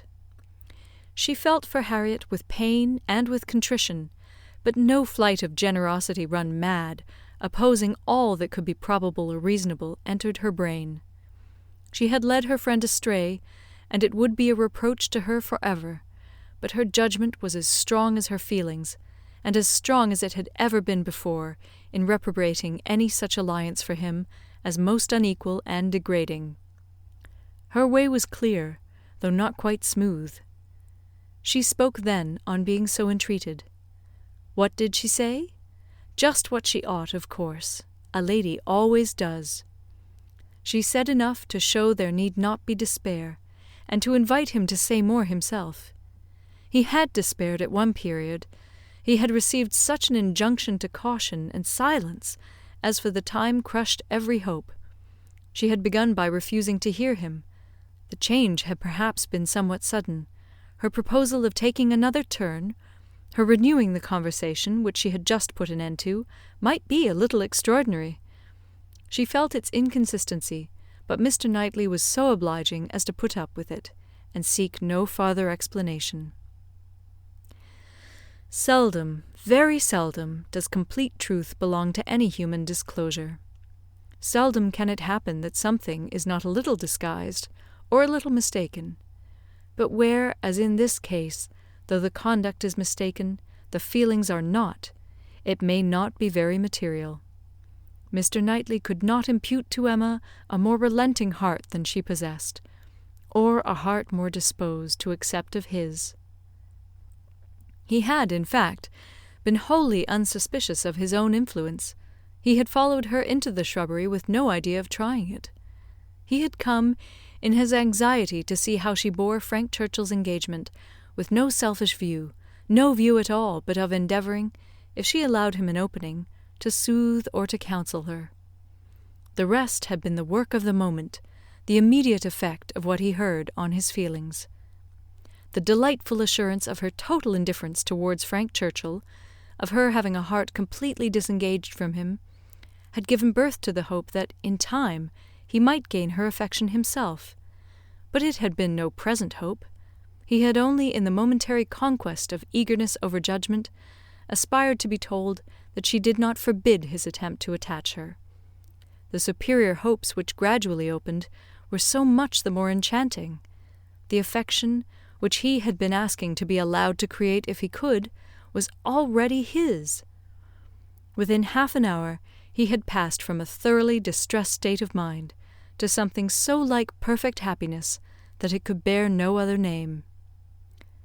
Her change was equal. This 1/2 hour had given to each the same precious certainty of being beloved, had cleared from each the same degree of ignorance, jealousy, or distrust. On his side there had been a long-standing jealousy, old as the arrival or even the expectation of Frank Churchill. He had been in love with Emma, and jealous of Frank Churchill from about the same period, one sentiment having probably enlightened him as to the other. It was his jealousy of Frank Churchill that had taken him from the country. The Box Hill party had decided him on going away. He would save himself from witnessing again such permitted, encouraged attentions. He had gone to learn to be indifferent, but he had gone to a wrong place. There was too much domestic happiness in his brother's house. Woman wore too amiable a form in it. Isabella was too much like Emma, differing only in those striking inferiorities which always brought the other in brilliancy before him, for much to have been done, even had his time been longer. He had stayed on, however, vigorously day after day, till this very morning's post had conveyed the history of Jane Fairfax. Then, with the gladness which must be felt, nay, which he did not scruple to feel, having never believed Frank Churchill to be at all deserving Emma, there was so much fond solicitude, so much keen anxiety for her, that he could stay no longer. He had ridden home through the rain, and had walked up directly after dinner to see how this sweetest and best of all creatures, faultless in spite of all her faults, bore the discovery. He had found her agitated and low. Frank Churchill was a villain. He heard her declare that she had never loved him. Frank Churchill's character was not desperate. She was his own Emma by hand and word when they returned into the house, and if he could have thought of Frank Churchill then, he might have deemed him a very good sort of fellow. End of Chapter 13. Volume 3, Chapter 14. What totally different feelings did Emma take back into the house from what she had brought out! She had then been only daring to hope for a little respite of suffering. She was now in an exquisite flutter of happiness, and such happiness, moreover, as she believed must still be greater when the flutter should have passed away. They sat down to tea, the same party round the same table. How often it had been collected, and how often had her eyes fallen on the same shrubs in the lawn, and observed the same beautiful effect of the western sun. But never in such a state of spirits, never in anything like it, and it was with difficulty that she could summon enough of her usual self to be the attentive lady of the house, or even the attentive daughter. Poor Mr. Woodhouse little suspected what was plotting against him in the breast of that man whom he was so cordially welcoming, and so anxiously hoping might not have taken cold from his ride. Could he have seen the heart, he would have cared very little for the lungs, but without the most distant imagination of the impending evil, without the slightest perception of anything extraordinary in the looks or ways of either, He repeated to them very comfortably all the articles of news he had received from Mr. Perry, and talked on with much self-contentment, totally unsuspicious of what they could have told him in return. As long as Mr. Knightley remained with them, Emma's fever continued, but when he was gone she began to be a little tranquillized and subdued, and in the course of the sleepless night, which was the tax for such an evening, she found one or two such very serious points to consider as made her feel that even her happiness must have some alloy. Her father and Harriet. She could not be alone without feeling the full weight of their separate claims, and how to guard the comfort of both to the utmost was the question. With respect to her father, it was a question soon answered. She hardly knew yet what Mr. Knightley would ask, but a very short parley with her own heart produced the most solemn resolution of never quitting her father. She even wept over the idea of it, as a sin of thought. While he lived, it must be only an engagement, but she flattered herself that if divested of the danger of drawing her away, it might become an increase of comfort to him. How to do her best by Harriet was of more difficult decision. How to spare her from any unnecessary pain, how to make her any possible atonement, how to appear least her enemy. On these subjects her perplexity and distress were very great, and her mind had to pass again and again through every bitter reproach and sorrowful regret that had ever surrounded it. She could only resolve at last that she would still avoid a meeting with her, and communicate all that need be told by letter, that it would be inexpressibly desirable to have her removed just now for a time from Highbury, and, indulging in one scheme more, nearly resolve that it might be practicable to get an invitation for her to Brunswick Square. Isabella had been pleased with Harriet, and a few weeks spent in London must give her some amusement. She did not think it in Harriet's nature to escape being benefited by novelty and variety, by the streets, the shops, and the children.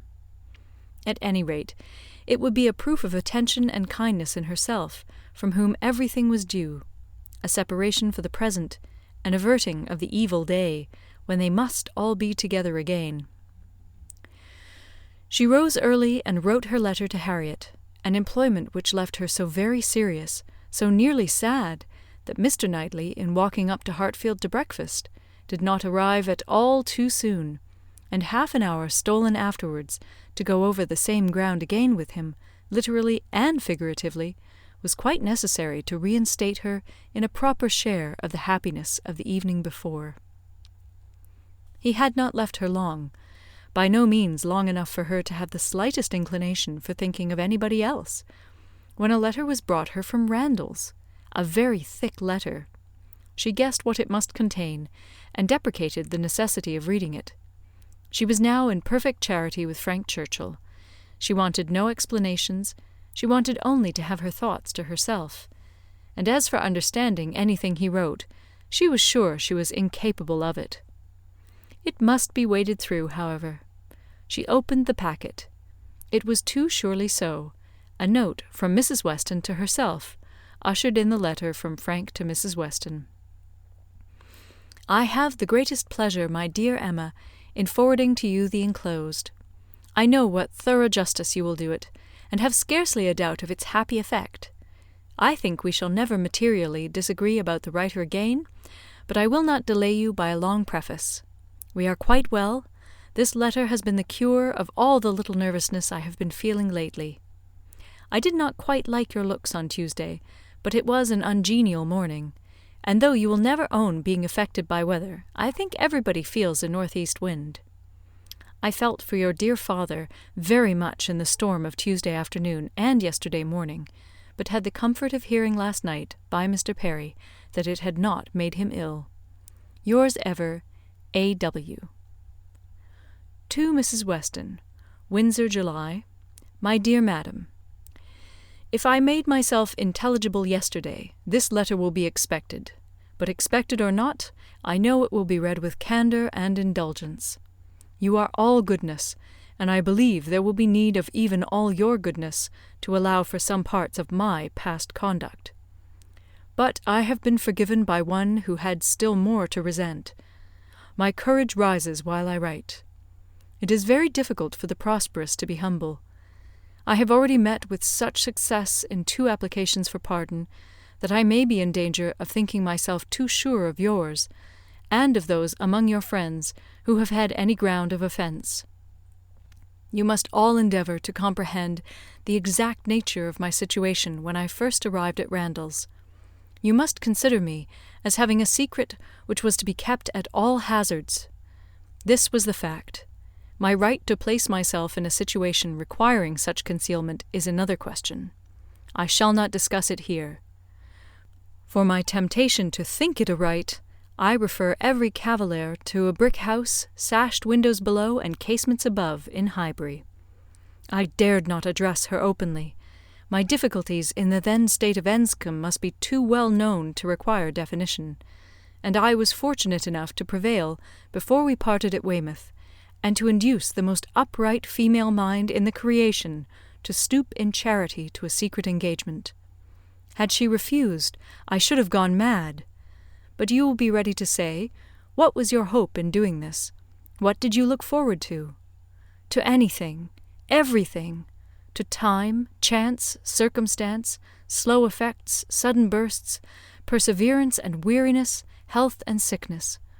Every possibility of good was before me, and the first of blessings secured in obtaining her promises of faith and correspondence. If you need farther explanation, I have the honour, my dear madam, of being your husband's son, and the advantage of inheriting a disposition to hope for good, which no inheritance of houses or lands can ever equal the value of. See me, then, under these circumstances, arriving on my first visit to Randalls, and here I am conscious of wrong, for that visit might have been sooner paid. You will look back and see that I did not come till Miss Fairfax was in Highbury, and as you were the person slighted, you will forgive me instantly. But I must work on my father's compassion, by reminding him that so long as I absented myself from his house, so long I lost the blessing of knowing you. My behaviour during the very happy fortnight which I spent with you did not, I hope, lay me open to reprehension, excepting on one point. And now I come to the principal, the only important part of my conduct while belonging to you, which excites my own anxiety, or requires very solicitous explanation. With the greatest respect and the warmest friendship do I mention Miss Woodhouse. My father perhaps will think I ought to add, with the deepest humiliation. A few words which dropped from him yesterday spoke his opinion, and some censure I acknowledge myself liable to. My behaviour to Miss Woodhouse indicated, I believe, more than it ought. In order to assist a concealment so essential to me, I was led on to make more than an allowable use of the sort of intimacy into which we were immediately thrown. I cannot deny that Miss Woodhouse was my ostensible object, but I am sure you will believe the declaration that had I not been convinced of her indifference, I would not have been induced by any selfish views to go on. Amiable and delightful as Miss Woodhouse is, she never gave me the idea of a young woman likely to be attached, and that she was perfectly free from any tendency to being attached to me was as much my conviction as my wish. She received my attentions with an easy, friendly, good-humoured playfulness which exactly suited me. We seemed to understand each other. From our relative situation, those attentions were her due, and were felt to be so. Whether Miss Woodhouse began really to understand me before the expiration of that fortnight, I cannot say. When I called to take leave of her, I remember that I was within a moment of confessing the truth, and I then fancied she was not without suspicion. But I have no doubt of her having since detected me, at least in some degree. She may not have surmised the whole, but her quickness must have penetrated a part. I cannot doubt it. You will find, whenever the subject becomes freed from its present restraints, that it did not take her wholly by surprise. She frequently gave me hints of it. I remember her telling me at the ball that I owed Mrs. Elton gratitude for her attentions to Miss Fairfax. I hope this history of my conduct towards her will be admitted by you and my father as great extenuation of what you saw amiss. While you considered me as having sinned against Emma Woodhouse, I could deserve nothing from either. Acquit me here, and procure for me, when it is allowable, the acquittal and good wishes of that said Emma Woodhouse, whom I regard with so much brotherly affection, as to long to have her as deeply and as happily in love as myself. Whatever strange things I said or did during that fortnight, you have now a key to. My heart was in Highbury, and my business was to get my body thither as often as might be, and with the least suspicion. If you remember any queernesses, set them all to the right account. Of the pianoforte so much talked of, I feel it only necessary to say that its being ordered was absolutely unknown to Miss F., who would never have allowed me to send it had any choice been given her. The delicacy of her mind throughout the whole engagement, my dear madam, is much beyond my power of doing justice to. You will soon, I earnestly hope, know her thoroughly yourself. No description can describe her. She must tell you herself what she is, yet not by word, for never was there a human creature who would so designedly suppress her own merit. Since I began this letter, which will be longer than I foresaw, I have heard from her. She gives a good account of her own health, but as she never complains, I dare not depend. I want to have your opinion of her looks. I know you will soon call on her. She is living in dread of the visit. Perhaps it is paid already. Let me hear from you without delay. I am impatient for 1,000 particulars. Remember how few minutes I was at Randall's, and in how bewildered, how mad a state. And I am not much better yet, still insane either from happiness or misery. When I think of the kindness and favour I have met with, of her excellence and patience, and my uncle's generosity, I am mad with joy. But when I recollect all the uneasiness I occasioned her, and how little I deserve to be forgiven, I am mad with anger. If I could but see her again! But I must not propose it yet. My uncle has been too good for me to encroach. I must still add to this long letter. You have not heard all that you ought to hear. I could not give you any connected detail yesterday, but the suddenness, and in one night the unseasonableness with which the affair burst out needs explanation. For though the event of the 26th ultimately, as you will conclude, immediately opened to me the happiest prospects, I should not have presumed on such early measures, but from the very particular circumstances which left me not an hour to lose. I should myself have shrunk from anything so hasty, and she would have felt every scruple of mine with multiplied strength and refinement. But I had no choice. The hasty engagement she had entered into with that woman. Here, my dear madam, I was obliged to leave off abruptly, to recollect and compose myself. I have been walking over the country, and am now, I hope, rational enough to make the rest of my letter what it ought to be. It is, in fact, a most mortifying retrospect for me. I behaved shamefully, and here I can admit that my manners to Miss W., in being unpleasant to Miss F., were highly blamable. She disapproved them, which ought to have been enough. My plea of concealing the truth she did not think sufficient. She was displeased. I thought unreasonably so. I thought her on 1,000 occasions unnecessarily scrupulous and cautious. I thought her even cold. But she was always right. If I had followed her judgment, and subdued my spirits to the level of what she deemed proper, I should have escaped the greatest unhappiness I have ever known. We quarrelled. Do you remember the morning spent at Donwell? There every little dissatisfaction that had occurred before came to a crisis. I was late. I met her walking home by herself, and wanted to walk with her, but she would not suffer it. She absolutely refused to allow me, which I then thought most unreasonable. Now, however, I see nothing in it but a very natural and consistent degree of discretion. While I, to blind the world to our engagement, was behaving 1 hour with objectionable particularity to another woman, was she to be consenting the next to a proposal which might have made every previous caution useless? Had we been met walking together between Donwell and Highbury, the truth must have been suspected. I was mad enough, however, to resent. I doubted her affection. I doubted it more the next day on Box Hill, when, provoked by such conduct on my side, such shameful, insolent neglect of her, and such apparent devotion to Miss W., as it would have been impossible for any woman of sense to endure, she spoke her resentment in a form of words perfectly intelligible to me. In short, my dear madam, it was a quarrel blameless on her side, abominable on mine, and I returned the same evening to Richmond, though I might have stayed with you till the next morning, merely because I would be as angry with her as possible.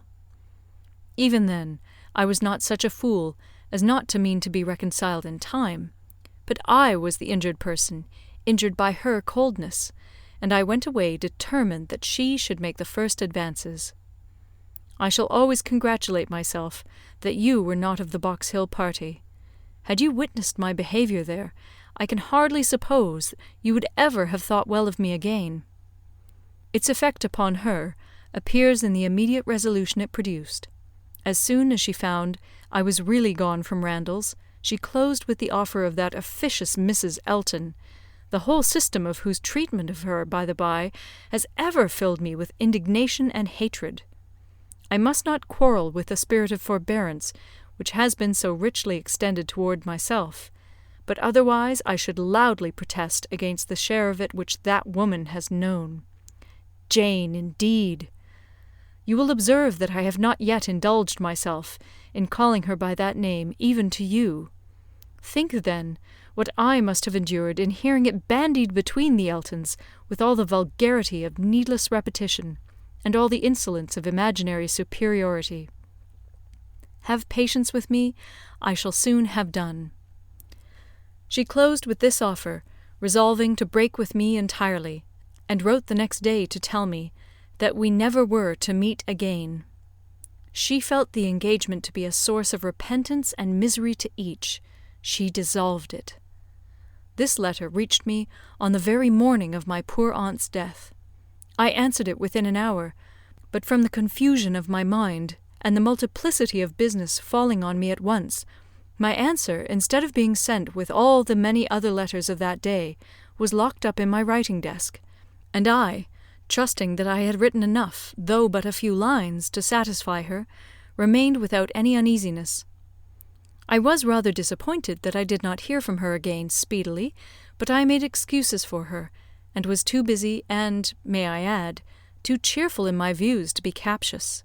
We removed to Windsor, and 2 days afterwards I received a parcel from her, my own letters all returned, and a few lines at the same time by the post, stating her extreme surprise at not having had the smallest reply to her last, and adding that a silence on such a point could not be misconstrued, and as it must be equally desirable to both to have every subordinate arrangement concluded as soon as possible, she now sent me by a safe conveyance all my letters, and requested that if I could not directly command hers, so as to send them to Highbury within a week, I would forward them after that period to her at... In short, the full direction to Mr. Smallridge's, near Bristol, stared me in the face. I knew the name, the place, I knew all about it, and instantly saw what she had been doing.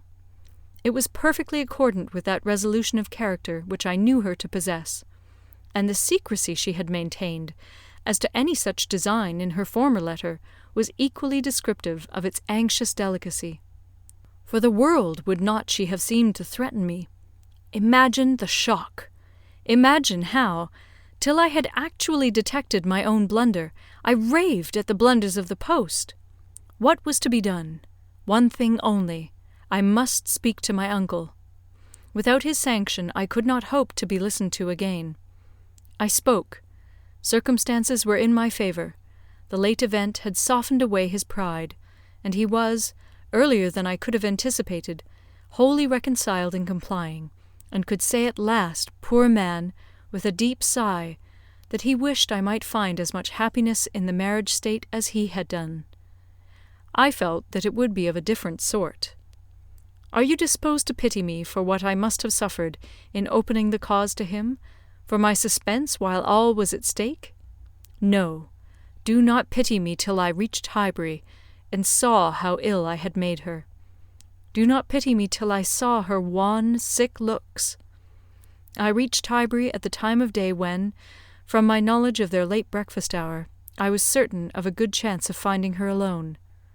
I was not disappointed, and at last I was not disappointed either in the object of my journey. A great deal of very reasonable, very just displeasure I had to persuade away. But it is done. We are reconciled, dearer, much dearer than ever, and no moment's uneasiness can ever occur between us again.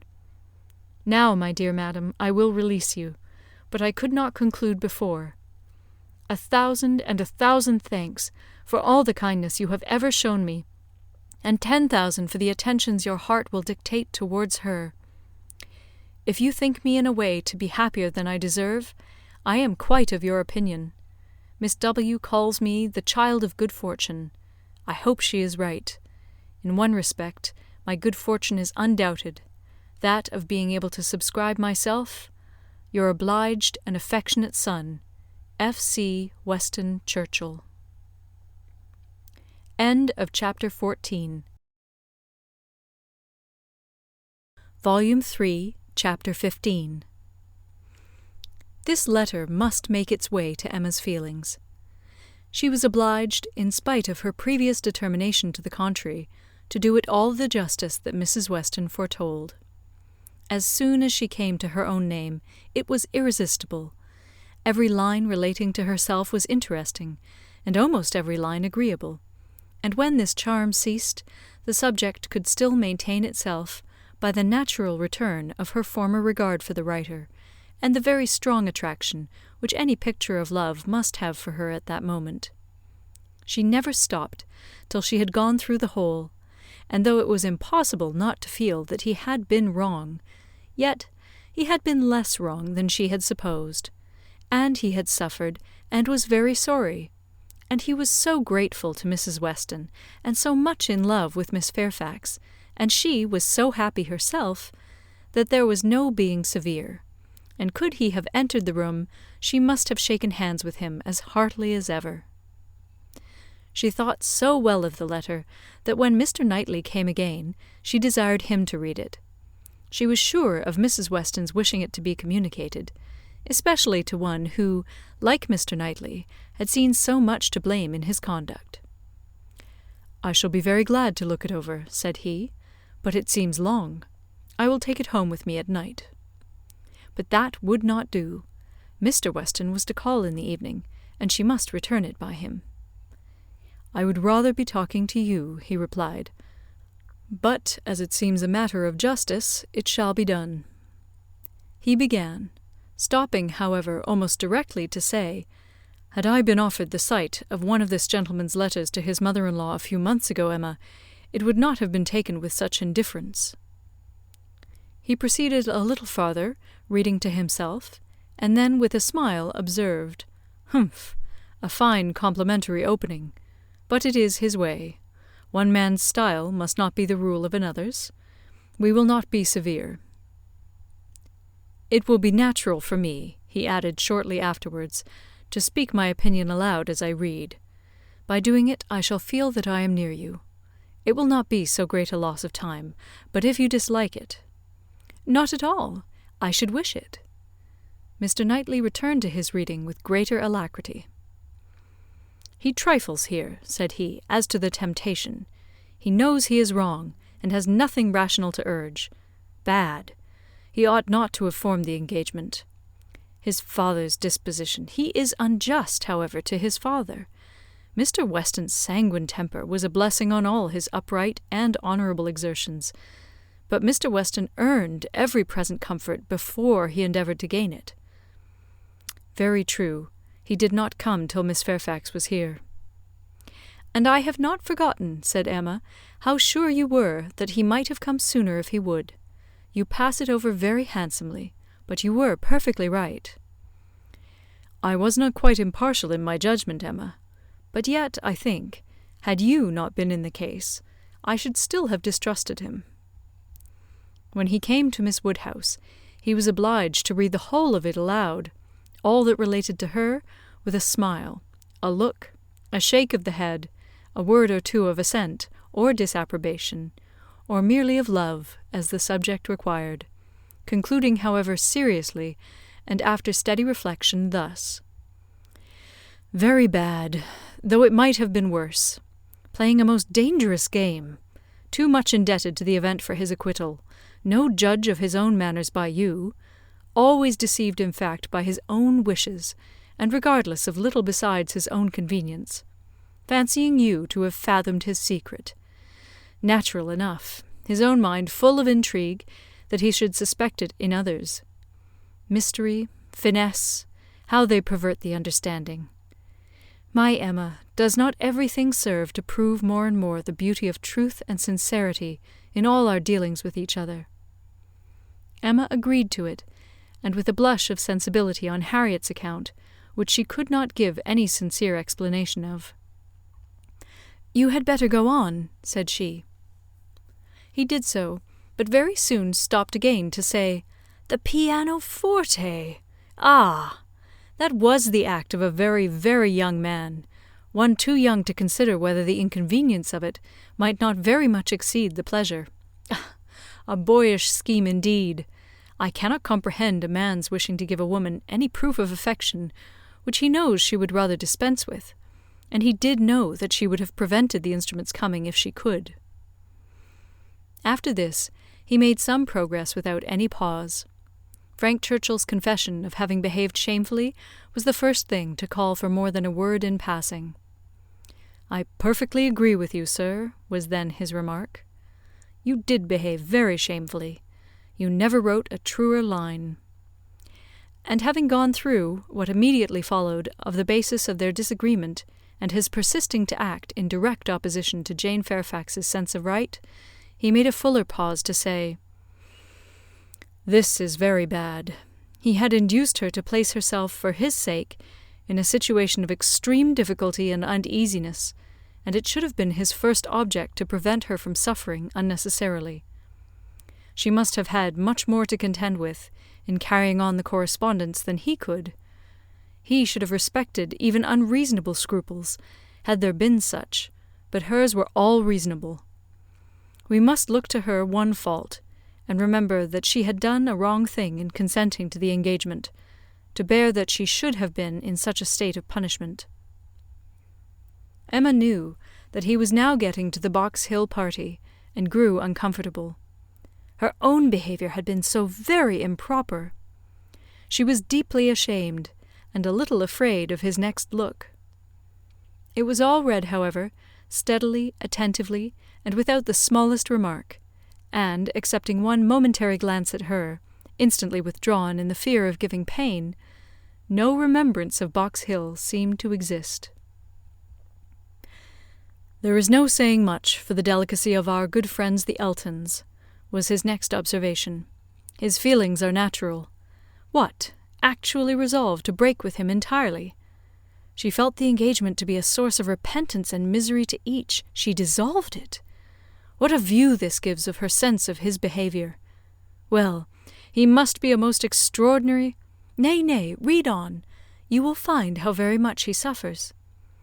"I hope he does," replied Mr. Knightley coolly, and resuming the letter. "Smallridge! What does this mean? What is all this?"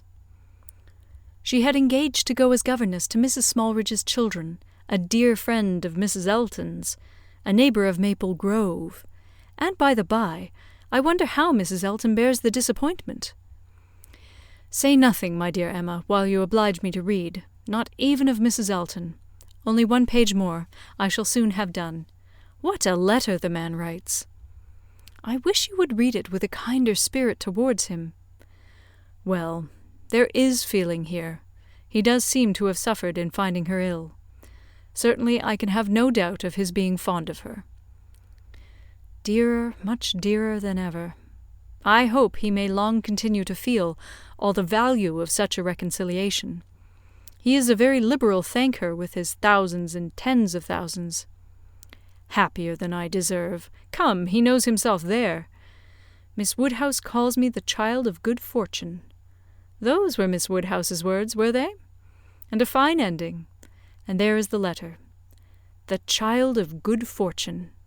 That was your name for him, was it? You do not appear so well satisfied with his letter as I am. But still you must, at least I hope you must, think the better of him for it. I hope it does him some service with you." "Yes, certainly it does. He has had great faults of inconsideration and thoughtlessness, and I am very much of his opinion in thinking him likely to be happier than he deserves.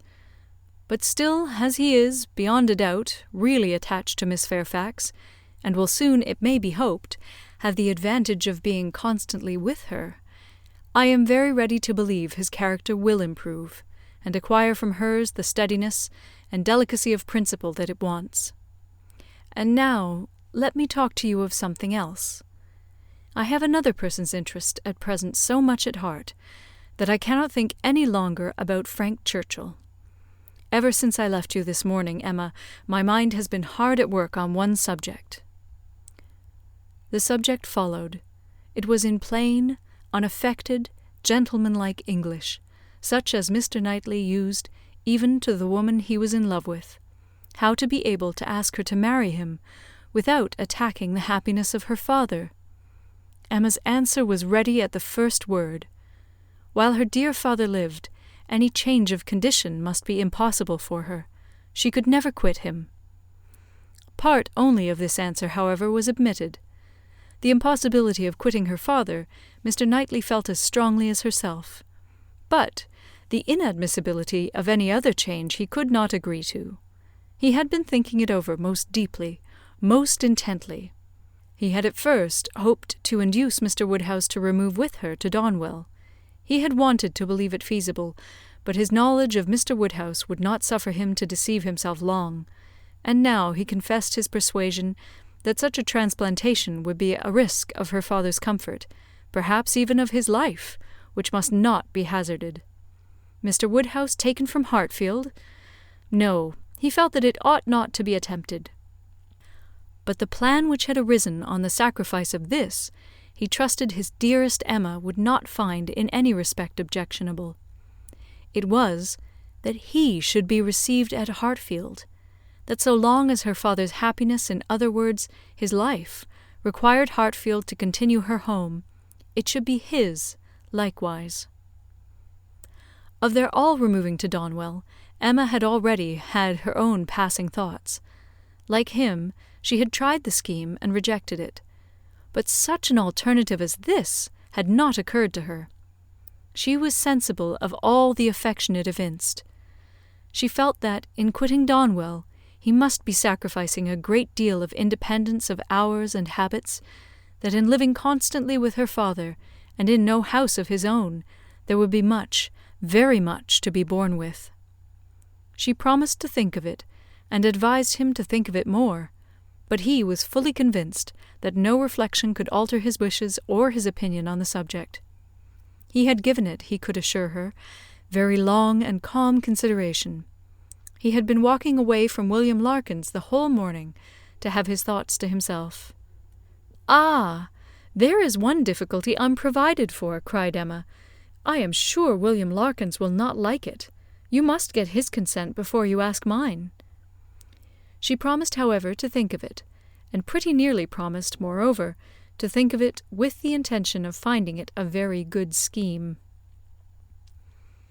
It is remarkable that Emma, in the many, very many points of view in which she was now beginning to consider Donwell Abbey, was never struck with any sense of injury to her nephew Henry, whose rights as heir expectant had formerly been so tenaciously regarded. Think she must of the possible difference to the poor little boy, and yet she only gave herself a saucy, conscious smile about it, and found amusement in detecting the real cause of that violent dislike of Mr. Knightley's marrying Jane Fairfax, or anybody else, which at the time she had wholly imputed to the amiable solicitude of the sister and the aunt. This proposal of his, this plan of marrying and continuing at Hartfield, the more she contemplated it, the more pleasing it became. His evils seemed to lessen, her own advantages to increase, their mutual good to outweigh every drawback. Such a companion for herself in the periods of anxiety and cheerlessness before her, such a partner in all those duties and cares to which time must be giving increase of melancholy. She would have been too happy, but for poor Harriet. But every blessing of her own seemed to involve and advance the sufferings of her friend, who must now be even excluded from Hartfield. The delightful family party which Emma was securing for herself, poor Harriet must, in mere charitable caution, be kept at a distance from. She would be a loser in every way. Emma could not deplore her future absence as any deduction from her own enjoyment. In such a party, Harriet would be rather a dead weight than otherwise, but for the poor girl herself, it seemed a peculiarly cruel necessity that was to be placing her in such a state of unmerited punishment. In time, of course, Mr. Knightley would be forgotten, that is, supplanted, but this could not be expected to happen very early. Mr. Knightley himself would be doing nothing to assist the cure, not like Mr. Elton. Mr. Knightley, always so kind, so feeling, so truly considerate for everybody, would never deserve to be less worshipped than now. And it really was too much to hope even of Harriet, that she could be in love with more than 3 men in 1 year. End of chapter 15. Volume 3, Chapter 16. It was a very great relief to Emma to find Harriet as desirous as herself to avoid a meeting. Their intercourse was painful enough by letter. How much worse had they been obliged to meet? Harriet expressed herself very much as might be supposed, without reproaches or apparent sense of ill usage, and yet Emma fancied there was a something of resentment, a something bordering on it in her style, which increased the desirableness of their being separate. It might be only her own consciousness, but it seemed as if an angel only could have been quite without resentment under such a stroke. She had no difficulty in procuring Isabella's invitation, and she was fortunate in having a sufficient reason for asking it, without resorting to invention. There was a tooth amiss.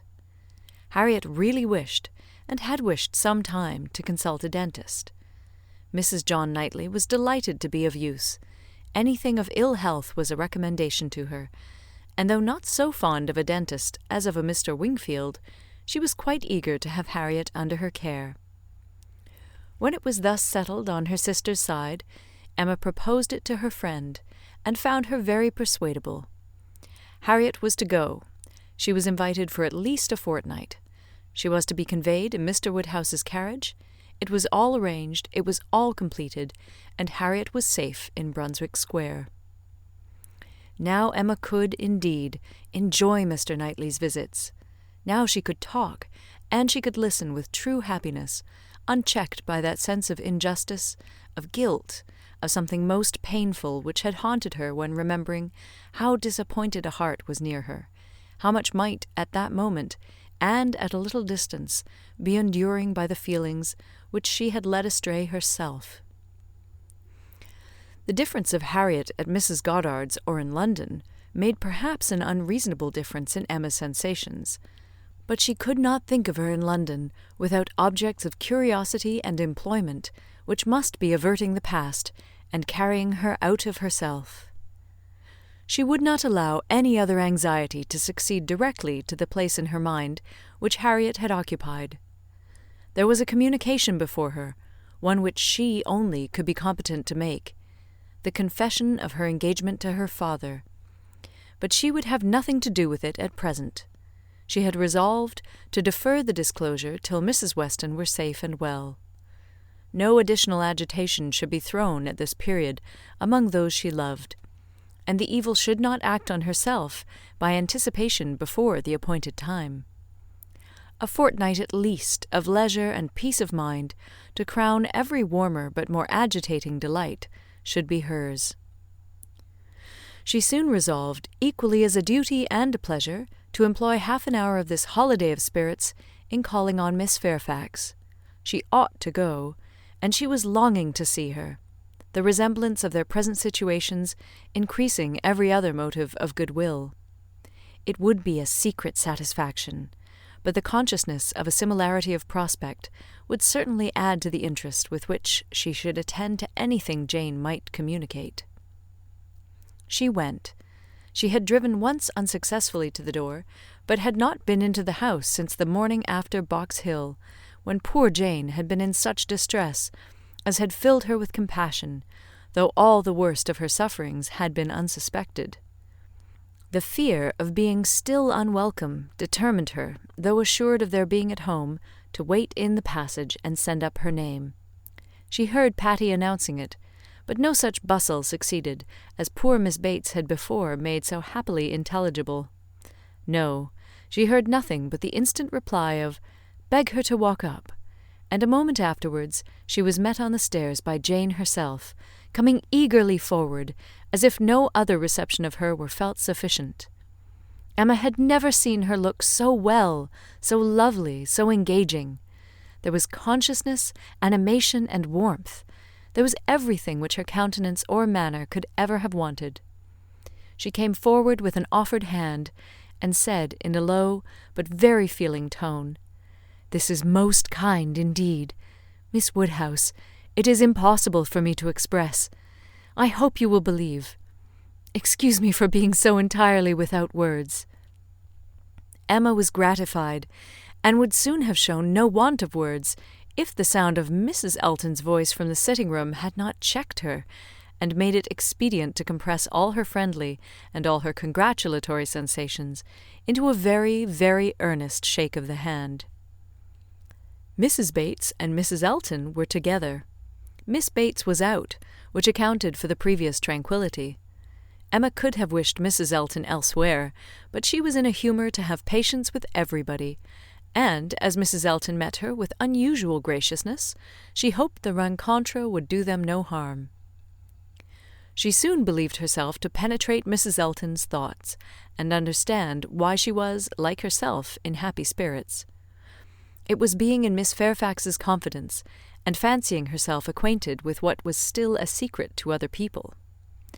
Emma saw symptoms of it immediately in the expression of her face, and while paying her own compliments to Mrs. Bates, and appearing to attend to the good old lady's replies, she saw her with a sort of anxious parade of mystery fold up a letter which she had apparently been reading aloud to Miss Fairfax, and return it into the purple and gold reticule by her side, saying, with significant nods, "We can finish this some other time, you know. You and I shall not want opportunities. And in fact, you have heard all the essential already. I only wanted to prove to you that Mrs. S. admits our apology and is not offended. You see how delightfully she writes. Oh, she is a sweet creature. You would have doted on her had you gone. But not a word more. Let us be discreet, quite on our good behaviour. Hush! You remember those lines? I forget the poem at this moment. For when a lady's in the case, you know all other things give place. Now I say, my dear, in our case, for lady, read mum. A word to the wise, I am in a fine flow of spirits, ain't I? But I want to set your heart at ease as to Mrs. S. My representation, you see, has quite appeased her. And again, on Emma's merely turning her head to look at Mrs. Bates's knitting, she added in a half-whisper, I mention no names, you will observe. Oh, no, cautious as a minister of state. I managed it extremely well. Emma could not doubt. It was a palpable display, repeated on every possible occasion. When they had all talked a little while in harmony of the weather and Mrs. Weston, she found herself abruptly addressed with, Do not you think, Miss Woodhouse, our saucy little friend here is charmingly recovered? Do not you think her cure does Perry the highest credit? Here was a side glance of great meaning at Jane. Upon my word, Perry has restored her in a wonderful short time. Oh, if you had seen her as I did when she was at the worst. And when Mrs. Bates was saying something to Emma, whispered farther, We do not say a word of any assistance that Perry might have. Not a word of a certain young physician from Windsor. Oh, no, Perry shall have all the credit. I have scarce had the pleasure of seeing you, Miss Woodhouse, she shortly afterwards began, since the party to Box Hill. Very pleasant party, but yet I think there was something wanting. Things did not seem— that is, there seemed a little cloud upon the spirits of some. So it appeared to me at least, but I might be mistaken. However, I think it answered so far as to tempt one to go again. What say you both to our collecting the same party, and exploring to Box Hill again while the fine weather lasts? It must be the same party, you know. Quite the same party, not one exception. Soon after this, Miss Bates came in, and Emma could not help being diverted by the perplexity of her first answer to herself, resulting, she supposed, from doubt of what might be said, and impatience to say everything. "Thank you, dear Miss Woodhouse, you are all kindness. It is impossible to say. Yes, indeed, I quite understand. Dearest Jane's prospects. That is, I do not mean— but she is charmingly recovered. How is Mr. Woodhouse? I am so glad. Quite out of my power. Such a happy little circle as you find us here. Yes, indeed. Charming young man. That is, so very friendly. I mean, good Mr. Perry. Such attention to Jane." And from her more than commonly thankful delight towards Mrs. Elton for being there, Emma guessed that there had been a little show of resentment towards Jane from the vicarage quarter, which was now graciously overcome. After a few whispers indeed, which placed it beyond a guess, Mrs. Elton, speaking louder, said, "Yes, here I am, my good friend, and here I have been so long that anywhere else I should think it necessary to apologize.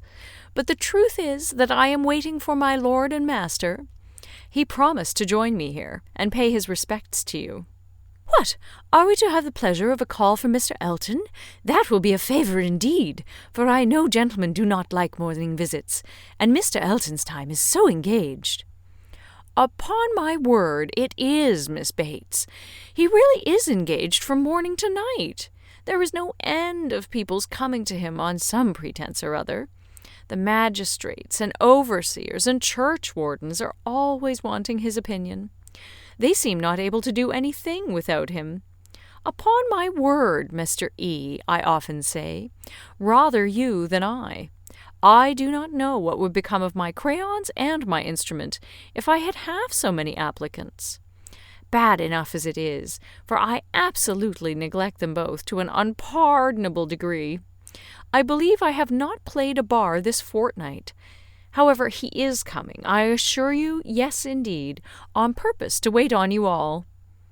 And putting up her hand to screen her words from Emma, "A congratulatory visit, you know. Oh, yes, quite indispensable." Miss Bates looked about her, so happily. "He promised to come to me as soon as he could disengage himself from Knightley. But he and Knightley are shut up together in deep consultation. Mr. E. is Knightley's right hand." Emma would not have smiled for the world, and only said, "Is Mr. Elton gone on foot to Donwell? He will have a hot walk." "Oh, no. It is a meeting at the Crown, a regular meeting. Weston and Cole will be there too, but one is apt to speak only of those who lead. I fancy Mr. E. and Knightley have everything their own way." "Have not you mistaken the day?" said Emma. "I am almost certain that the meeting at the Crown is not till to-morrow. Mr. Knightley was at Hartfield yesterday, and spoke of it as for Saturday." "Oh, no. The meeting is certainly to-day," was the abrupt answer, which denoted the impossibility of any blunder on Mrs. Elton's side. "I do believe," she continued, "this is the most troublesome parish that ever was. We never heard of such things at Maple Grove." "Your parish there was small," said Jane. "Upon my word, my dear, I do not know, for I never heard the subject talked of." "But it is proved by the smallness of the school, which I have heard you speak of as under the patronage of your sister and Mrs. Bragg. The only school, and not more than 25 children." "Ah, you clever creature, that's very true. What a thinking brain you have! I say, Jane, what a perfect character you and I should make if we could be shaken together. My liveliness and your solidity would produce perfection. Not that I presume to insinuate, however, that some people may not think you perfection already. But hush, not a word, if you please." It seemed an unnecessary caution. Jane was wanting to give her words, not to Mrs. Elton, but to Miss Woodhouse, as the latter plainly saw. The wish of distinguishing her, as far as civility permitted, was very evident, though it could not often proceed beyond a look. Mr. Elton made his appearance. His lady greeted him with some of her sparkling vivacity. "Very pretty, sir, upon my word, to send me on here to be an encumbrance to my friends, so long before you vouchsafe to come. But you knew what a dutiful creature you had to deal with. You knew I should not stir till my lord and master appeared. Here have I been sitting this hour, giving these young ladies a sample of true conjugal obedience. For who can say, you know, how soon it may be wanted?"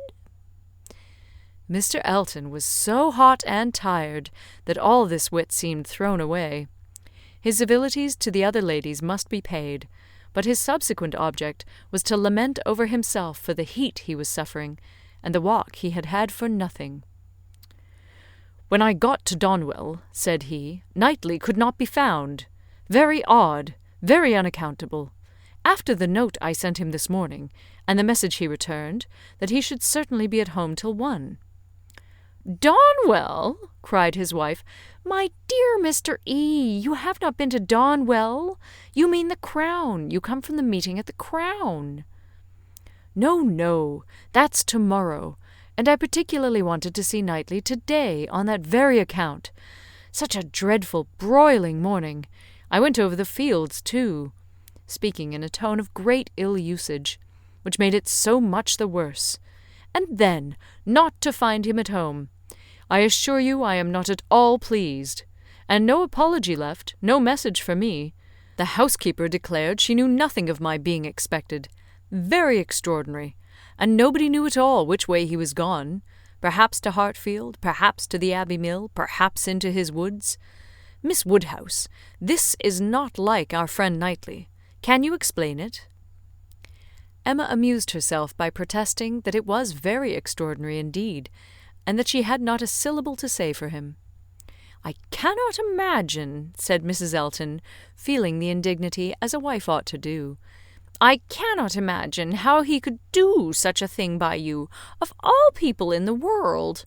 The very last person whom one should expect to be forgotten.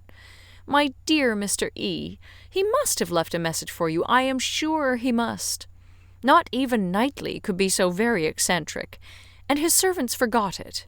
Depend upon it, that was the case, and very likely to happen with the Donwell servants, who are all, I have often observed, extremely awkward and remiss. I am sure I would not have such a creature as his Harry stand at our sideboard for any consideration. And as for Mrs. Hodges, Wright holds her very cheap indeed. She promised Wright a receipt, and never sent it. "I met William Larkins," continued Mr. Elton, "as I got near the house, and he told me I should not find his master at home, but I did not believe him. William seemed rather out of humour. He did not know what was to come to his master lately, he said, but he could hardly ever get the speech of him. I have nothing to do with William's wants, but it really is of very great importance that I should see Knightley to-day, and it becomes a matter, therefore, of very serious inconvenience that I should have had this hot walk to no purpose." Emma felt that she could not do better than go home directly. In all probability, she was at this very time waited for there, and Mr. Knightley might be preserved from sinking deeper in aggression towards Mr. Elton, if not towards William Larkins. She was pleased, on taking leave, to find Miss Fairfax determined to attend her out of the room, to go with her even downstairs. It gave her an opportunity which she immediately made use of to say, "It is as well, perhaps, that I have not had the possibility. Had you not been surrounded by other friends, I might have been tempted to introduce a subject, to ask questions, to speak more openly than might have been strictly correct. I feel that I should certainly have been impertinent." "Oh, cried Jane with a blush and a hesitation which Emma thought infinitely more becoming to her than all the elegance of all her usual composure. "There would have been no danger. The danger would have been of my wearying you. You could not have gratified me more than by expressing an interest. Indeed, Miss Woodhouse," speaking more collectedly, "with the consciousness which I have of misconduct, very great misconduct, it is particularly consoling to me to know that those of my friends whose good opinion is most worth preserving are not disgusted to such a degree as to— I have not time for half that I could wish to say. I long to make apologies, excuses, to urge something for myself. I feel it so very due. But, unfortunately— in short, if your compassion does not stand my friend—" "Oh, you are too scrupulous, indeed you are," cried Emma warmly, and taking her hand. "You owe me no apologies, and everybody to whom you might be supposed to owe them is so perfectly satisfied, so delighted even." "You are very kind, but I know what my manners were to you, so cold and artificial. I had always a part to act. It was a life of deceit. I know that I must have disgusted you. Pray say no more. I feel that all the apologies should be on my side. Let us forgive each other at once. We must do whatever is to be done quickest, and I think our feelings will lose no time there. I hope you have pleasant accounts from Windsor?" "Very. And the next news, I suppose, will be that we are to lose you, just as I begin to know you." "Oh! As to all that, of course nothing can be thought of yet. I am here till claimed by Colonel and Mrs. Campbell." "Nothing can be actually settled yet, perhaps," replied Emma, smiling. "But, excuse me, it must be thought of." The smile was returned as Jane answered, "You are very right. It has been thought of, and I will own to you, I am sure it will be safe, that so far as our living with Mr. Churchill at Enscombe, it is settled. There must be 3 months, at least, of deep mourning, but when they are over, I imagine there will be nothing more to wait for." "Thank you, thank you. This is just what I wanted to be assured of. Oh, if you knew how much I love everything that is decided and open. Good-bye, good-bye." End of chapter 16. Volume 3, Chapter 17. Mrs. Weston's friends were all made happy by her safety, and if the satisfaction of her well-doing could be increased to Emma, it was by knowing her to be the mother of a little girl. She had been decided in wishing for a Miss Weston. She would not acknowledge that it was with any view of making a match for her hereafter with either of Isabella's sons, but she was convinced that a daughter would suit both father and mother best. It would be a great comfort to Mr. Weston as he grew older, and even Mr. Weston might be growing older 10 years hence, to have his fireside enlivened by the sports and the nonsense, the freaks and the fancies, of a child never banished from home. And Mrs. Weston, no one could doubt that a daughter would be most to her, and it would be quite a pity that any one who so well knew how to teach should not have their powers in exercise again. "She has had the advantage, you know, of practising on me," she continued, "like la Baronne d'Almaine on la Comtesse d'Ostalis in Madame de Genlis's Adelaide and Theodore, and we shall now see her own little Adelaide educated on a more perfect plan." "That is," replied Mr. Knightley, "she will indulge her even more than she did you, and believe that she does not indulge her at all. It will be the only difference." "Poor child!" cried Emma. "At that rate, what will become of her?" "Nothing very bad. The fate of thousands. She will be disagreeable in infancy, and correct herself as she grows older. I am losing all my bitterness against spoilt children, my dearest Emma. I, who am owing all my happiness to you. Would not it be horrible ingratitude in me to be severe on them?" Emma laughed, and replied, "But I had the assistance of all your endeavours to counteract the indulgence of other people. I doubt whether my own sense would have corrected me without it." "Do you? I have no doubt. Nature gave you understanding. Miss Taylor gave you principles. You must have done well. My interference was quite as likely to do harm as good. It was very natural for you to say, 'What right has he to lecture me?' And I am afraid very natural for you to feel that it was done in a disagreeable manner. I do not believe I did you any good. The good was all to myself, by making you an object of the tenderest affection to me. I could not think about you so much without doting on you, faults and all, and by dint of fancying so many errors, have been in love with you ever since you were 13 at least." "I am sure you were of use to me," cried Emma. "I was very often influenced rightly by you, oftener than I would own at the time. I am very sure you did me good. And if poor little Anna Weston is to be spoiled, it will be the greatest humanity in you to do as much for her as you have done for me, except falling in love with her when she is 13. How often, when you were a girl, have you said to me with one of your saucy looks, 'Mr. Knightley, I am going to do so-and-so. Papa says I may, or I have Miss Taylor's leave,' something which you knew I did not approve. In such cases my interference was giving you 2 bad feelings instead of 1. What an amiable creature I was! No wonder you should hold my speeches in such affectionate remembrance." "Mr. Knightley, you always called me. Mr. Knightley, and from habit, it has not so very formal a sound. And yet it is formal. I want you to call me something else, but I do not know what." "I remember once calling you George, in one of my amiable fits about 10 years ago. I did it because I thought it would offend you, but as you made no objection, I never did it again." "And cannot you call me George now?" "Impossible!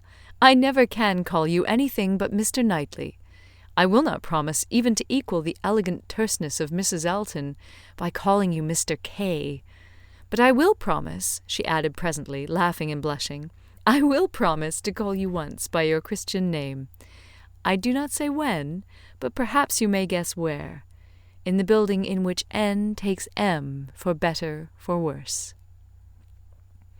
Emma grieved that she could not be more openly just to one important service which his better sense would have rendered her, to the advice which would have saved her from the worst of all her womanly follies, her wilful intimacy with Harriet Smith. But it was too tender a subject. She could not enter on it. Harriet was very seldom mentioned between them. This, on his side, might merely proceed from her not being thought of, but Emma was rather inclined to attribute it to delicacy and a suspicion from some appearances that their friendship were declining.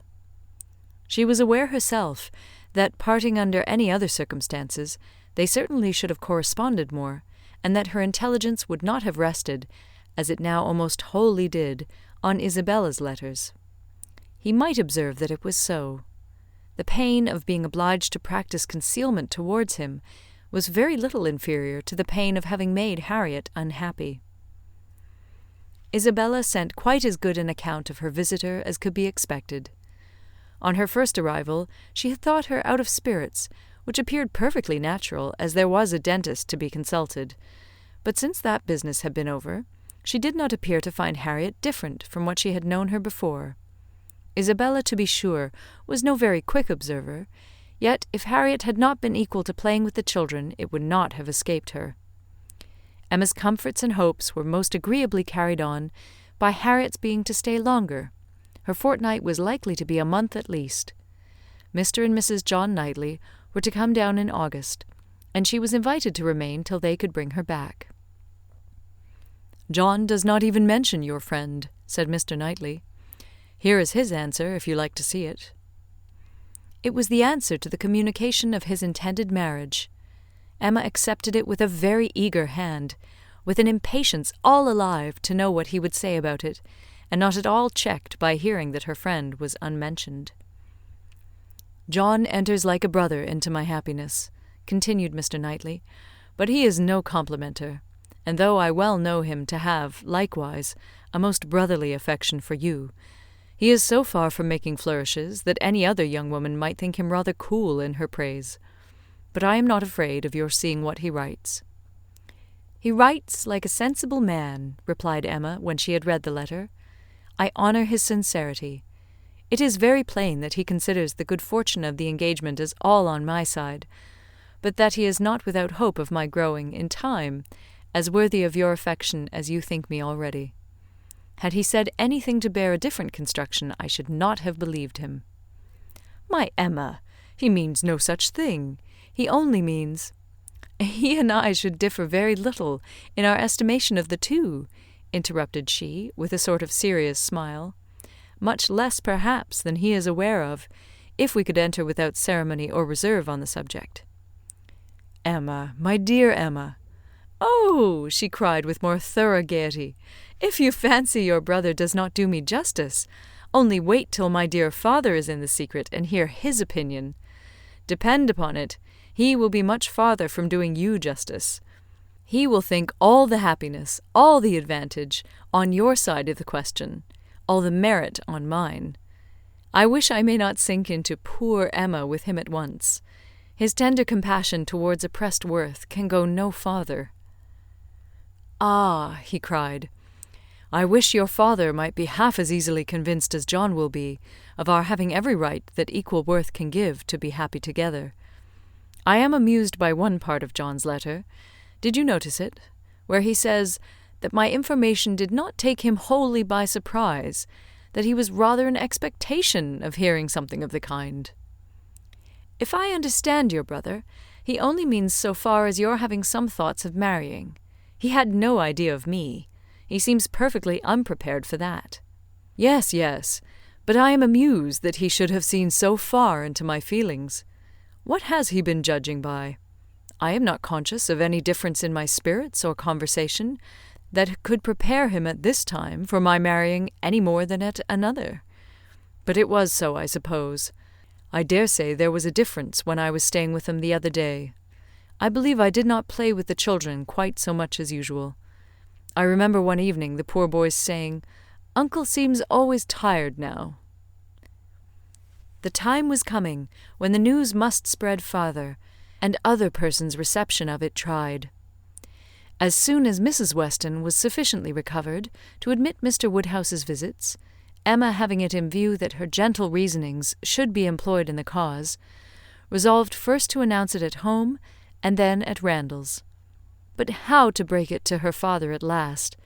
She had bound herself to do it, in such an hour of Mr. Knightley's absence, or when it came to the point her heart would have failed her, and she must have put it off.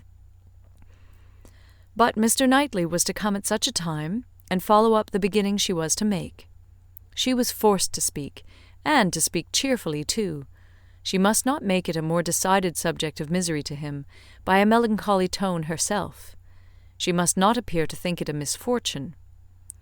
With all the spirit she could command, she prepared him first for something strange, and then in a few words said that if his consent and approbation could be obtained, which she trusted would be attended with no difficulty, since it was a plan to promote the happiness of all, she and Mr. Knightley meant to marry, by which means Hartfield would receive the constant addition of that person's company whom she knew he loved, next to his daughters and Mrs. Weston, best in the world. Poor man! It was at first a considerable shock to him, and he tried earnestly to dissuade her from it. She was reminded more than once of having always said she would never marry, and assured that it would be a great deal better for her to remain single, and told of poor Isabella and poor Miss Taylor. But it would not do. Emma hung about him affectionately, and smiled, and said it must be so, and that he must not class her with Isabella and Mrs. Weston, whose marriages taking them from Hartfield had, indeed, made a melancholy change. But she was not going from Hartfield. She should be always there. She was introducing no change in their numbers or their comforts, but for the better, and she was very sure that he would be a great deal the happier for having Mr. Knightley always at hand, when he were once got used to the idea. Did he not love Mr. Knightley very much? He would not deny that he did, she was sure. Whom did he ever want to consult on business but Mr. Knightley?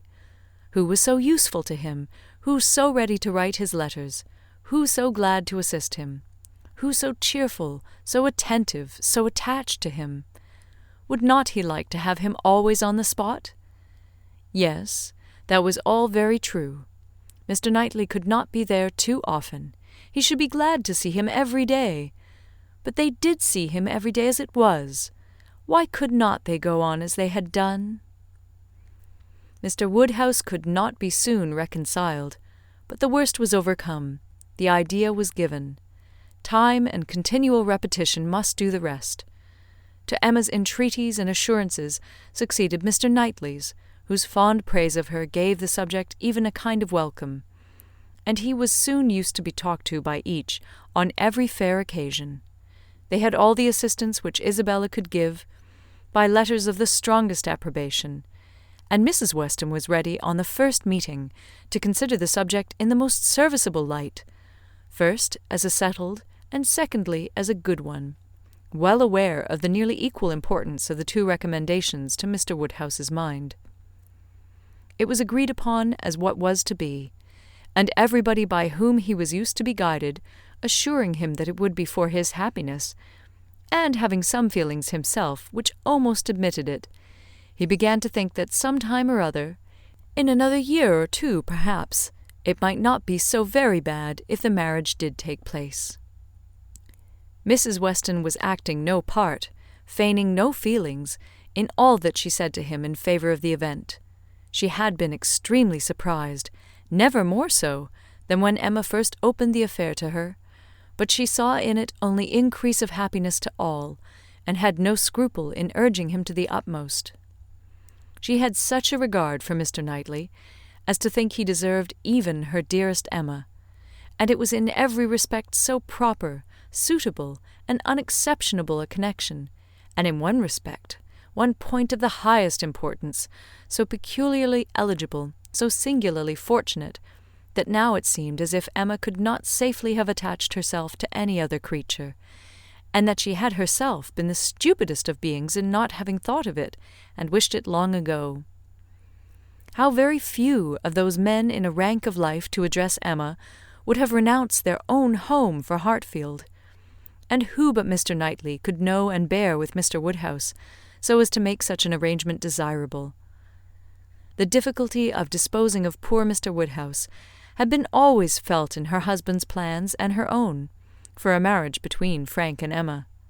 How to settle the claims of Enscombe and Hartfield had been a continual impediment, less acknowledged by Mr. Weston than by herself, but even he had never been able to finish the subject better than by saying, "Those matters will take care of themselves. The young people will find a way." But here there was nothing to be shifted off in a wild speculation on the future. It was all right, all open, all equal. No sacrifice on any side worth the name. It was a union of the highest promise of felicity in itself, and without one real rational difficulty to oppose or delay it. Mrs. Weston, with her baby on her knee, indulging in such reflections as these, was one of the happiest women in the world. If anything could increase her delight, it was perceiving that the baby would soon have outgrown its first set of caps. The news was universally a surprise wherever it spread, and Mr. Weston had his 5 minutes' share of it. But 5 minutes were enough to familiarize the idea to his quickness of mind. He saw the advantages of the match, and rejoiced in them with all the constancy of his wife. But the wonder of it was very soon nothing, and by the end of an hour he was not far from believing that he had always foreseen it. "It is to be a secret, I conclude," said he. "These matters are always a secret, till it is found out that everybody knows them. Only let me be told when I may speak out. I wonder whether Jane has any suspicion." He went to Highbury the next morning, and satisfied himself on that point. He told her the news. Was not she like a daughter, his eldest daughter? He must tell her, and Miss Bates being present, it passed, of course, to Mrs. Cole, Mrs. Perry, and Mrs. Elton immediately afterwards. It was no more than the principals were prepared for. They had calculated from the time of its being known at Randalls how soon it would be over Highbury, and were thinking of themselves as the evening wonder in many a family circle with great sagacity. In general, it was a very well approved match. Some might think him, and others might think her, the most in luck. One set might recommend their all removing to Donwell, and leaving Hartfield for the John Knightleys, and another might predict disagreements among their servants. But yet, upon the whole, there was no serious objection raised, except in one habitation, the vicarage. There the surprise was not softened by any satisfaction. Mr. Elton cared little about it, compared with his wife. He only hoped the young lady's pride would now be contented, and supposed she had always meant to catch Knightley if she could, and on the point of living at Hartfield could daringly exclaim, "Rather he than I." But Mrs. Elton was very much discomposed indeed. "Poor Knightley! Poor fellow! Sad business for him." She was extremely concerned, for, though very eccentric, he had 1,000 good qualities. How could he be so taken in? Did not think him at all in love, not in the least. Poor Knightley! There would be an end of all pleasant intercourse with him. How happy he had been to come and dine with them whenever they asked him. But that would be all over now. Poor fellow! No more exploring parties to Donwell made for her. Oh, no, there would be a Mrs. Knightley to throw cold water on everything. Extremely disagreeable. But she was not at all sorry that she had abused the housekeeper the other day. Shocking plan, living together. It would never do. She knew a family near Maple Grove who had tried it, and been obliged to separate before the end of the first quarter. End of chapter 17. Volume 3, Chapter 18. Time passed on. A few more tomorrows, and the party from London would be arriving. It was an alarming change, and Emma was thinking of it one morning as what must bring a great deal to agitate and grieve her, when Mr. Knightley came in, and distressing thoughts were put by.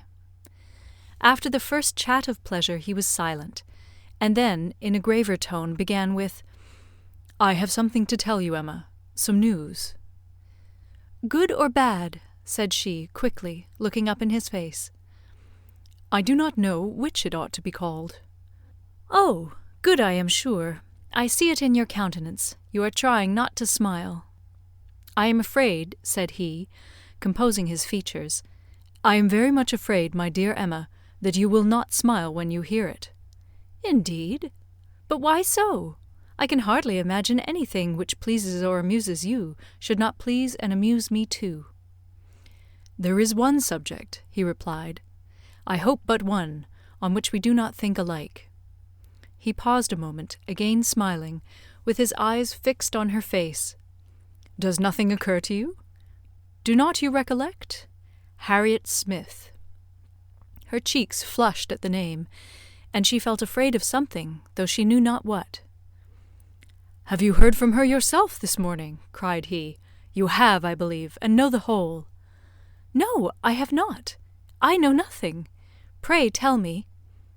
"You are prepared for the worst, I see, and very bad it is. Harriet Smith marries Robert Martin."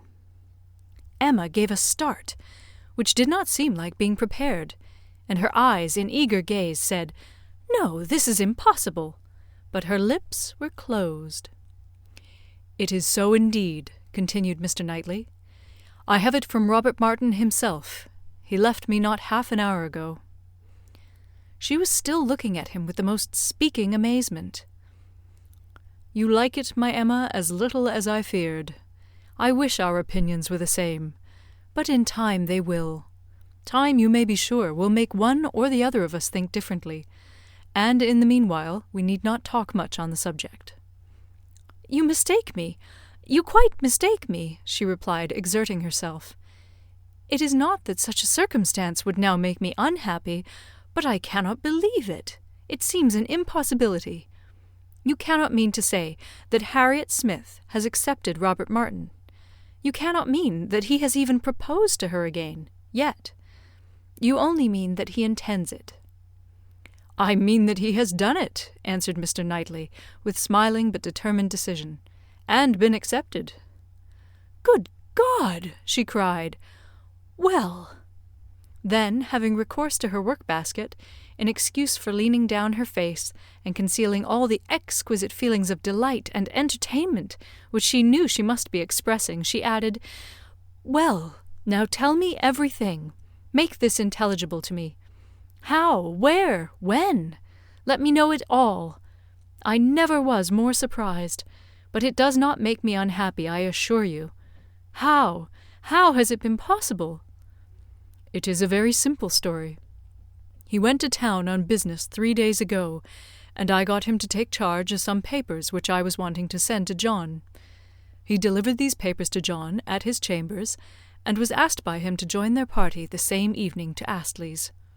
They were going to take the 2 eldest boys to Astley's.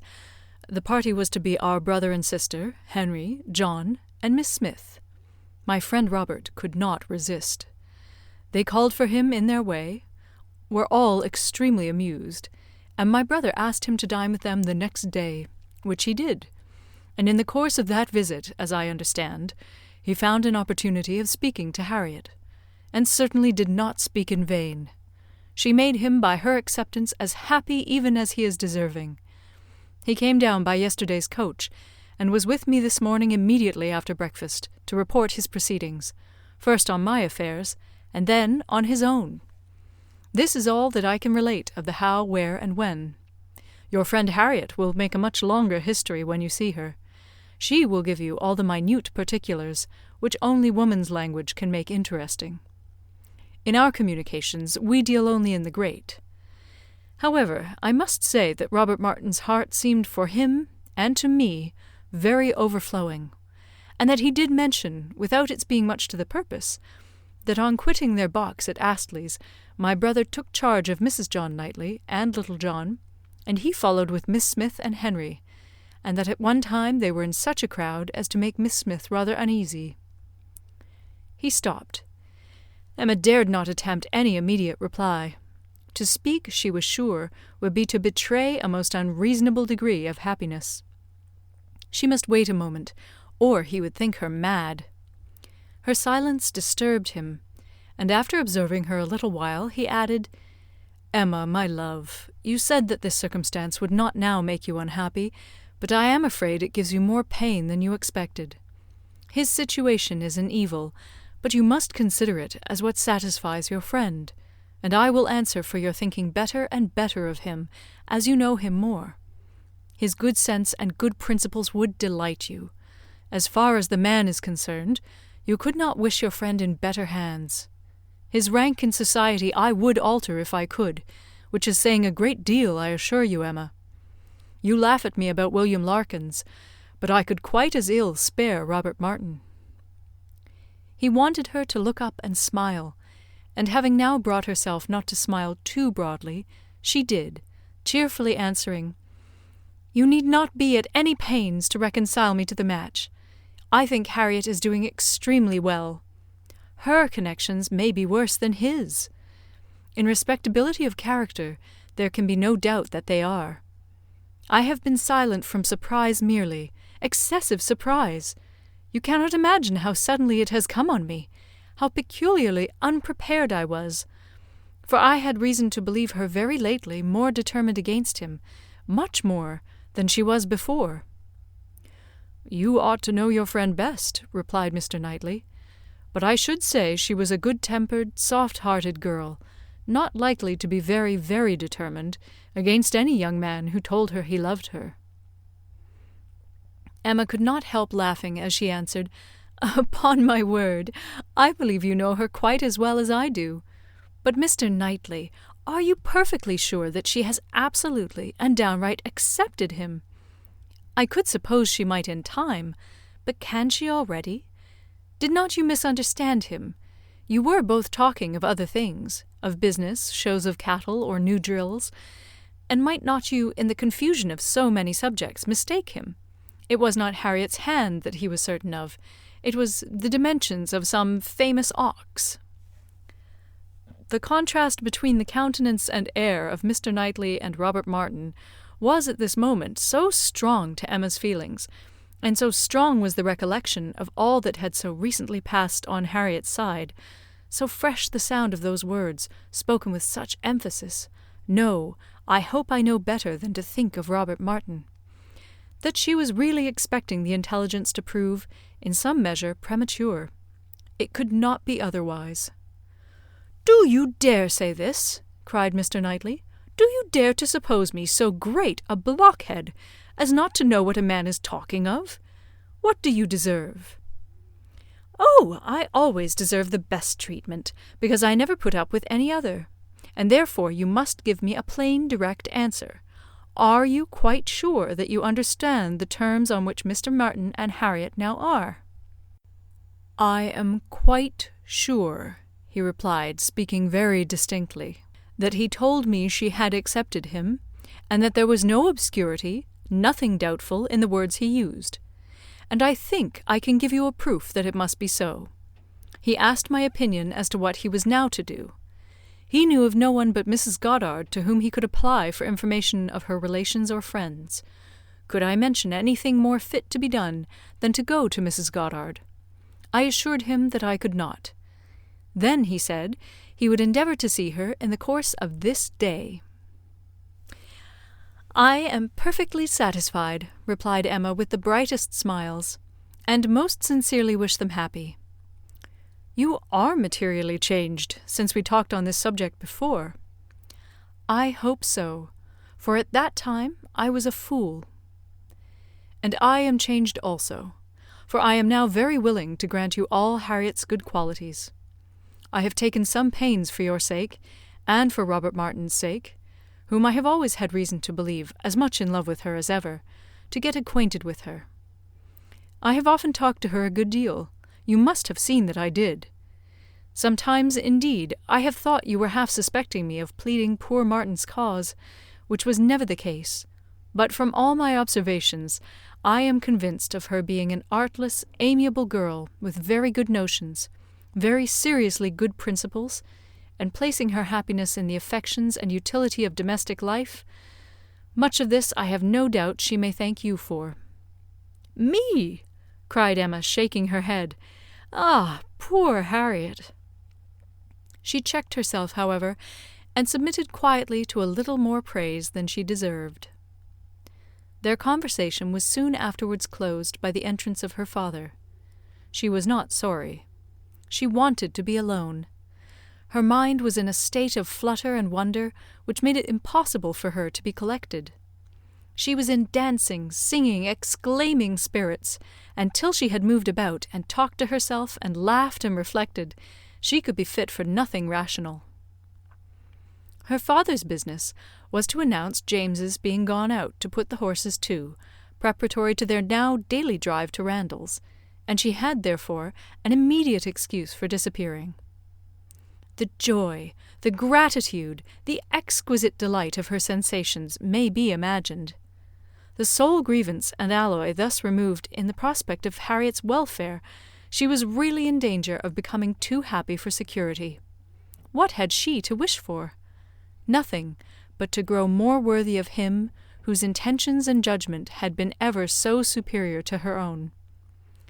Nothing but that the lessons of her past folly might teach her humility and circumspection in future. Serious she was, very serious in her thankfulness, and in her resolutions, and yet there was no preventing a laugh, sometimes in the very midst of them.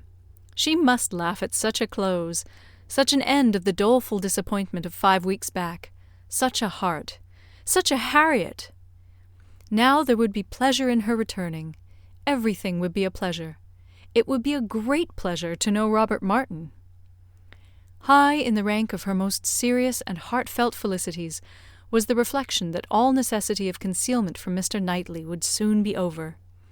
The disguise, equivocation, mystery, so hateful to her to practise, might soon be over. She could now look forward to giving him that full and perfect confidence which her disposition was most ready to welcome as a duty. In the gayest and happiest spirits she set forward with her father, not always listening, but always agreeing to what he said, and, whether in speech or silence, conniving at the comfortable persuasion of his being obliged to go to Randalls every day, or poor Mrs. Weston would be disappointed. They arrived. Mrs. Weston was alone in the drawing-room, but hardly had they been told of the baby and Mr. Woodhouse receiving the thanks for coming, which he asked for when a glimpse was caught through the blind, of two figures passing near the window. "It is Frank and Miss Fairfax," said Mrs. Weston. "I was just going to tell you of our agreeable surprise in seeing him arrive this morning. He stays till to-morrow, and Miss Fairfax has been persuaded to spend the day with us. They are coming in, I hope." In half a minute they were in the room. Emma was extremely glad to see him, but there was a degree of confusion, a number of embarrassing recollections on each side. They met readily and smiling, but with a consciousness which at first allowed little to be said, and having all sat down again, there was for some time such a blank in the circle, that Emma began to doubt whether the wish now indulged, which she had long felt of seeing Frank Churchill once more, and of seeing him with Jane, would yield its proportion of pleasure. When Mr. Weston joined the party, however, and when the baby was fetched, there was no longer a want of subject or animation, or of courage and opportunity for Frank Churchill to draw near her and say, "I have to thank you, Miss Woodhouse, for a very kind, forgiving message in one of Mrs. Weston's letters. I hope time has not made you less willing to pardon. I hope you do not retract what you then said." "No, indeed," cried Emma, most happy to begin. "Not in the least. I am particularly glad to see and shake hands with you, and to give you joy in person." He thanked her with all his heart, and continued some time to speak with serious feeling of his gratitude and happiness. "Is not she looking well?" said he, turning his eyes towards Jane. "Better than she ever used to do. You see how my father and Mrs. Weston dote upon her." But his spirits were soon rising again, and with laughing eyes, after mentioning the expected return of the Campbells, he named the name of Dixon. Emma blushed, and forbade its being pronounced in her hearing. "I can never think of it," she cried, "without extreme shame." "The shame," he answered, "is all mine, or ought to be. But is it possible that you had no suspicion? I mean of late. Early, I know, you had none."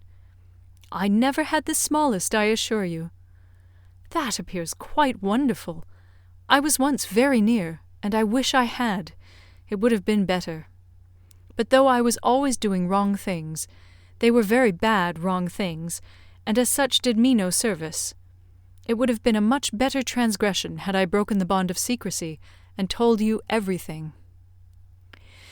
"It is not now worth a regret," said Emma. "I have some hope," resumed he, "of my uncle's being persuaded to pay a visit at Randalls. He wants to be introduced to her. When the Campbells are returned, we shall meet them in London, and continue there, I trust, till we may carry her northward. But now I am at such a distance from her. Is not it hard, Miss Woodhouse? Till this morning we have not once met since the day of reconciliation. Do not you pity me?" Emma spoke her pity so very kindly, that with a sudden accession of gay thought he cried, "Ah, by the by!"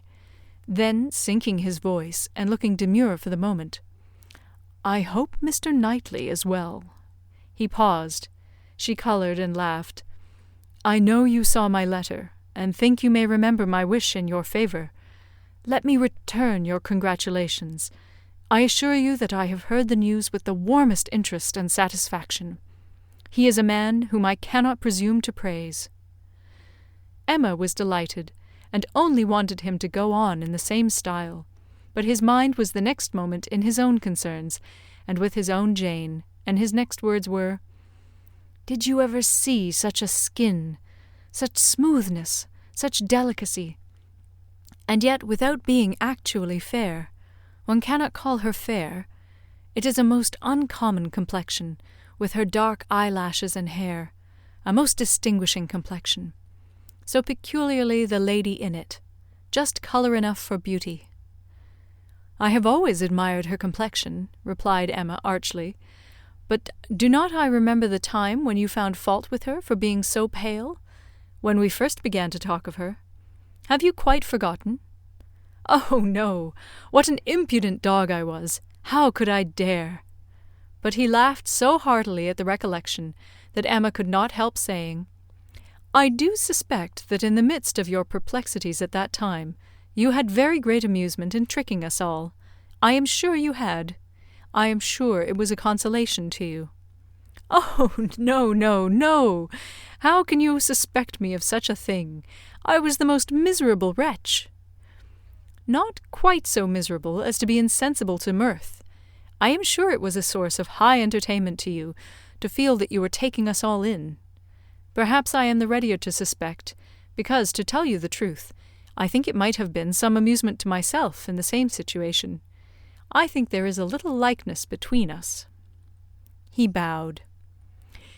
"If not in our dispositions," she presently added, with a look of true sensibility, "there is a likeness in our destiny, the destiny which bids fair to connect us with two characters so much superior to our own." "True, true," he answered warmly. "No, not true on your side. You can have no superior, but most true on mine. She is a complete angel. Look at her. Is not she an angel in every gesture? Observe the turn of her throat.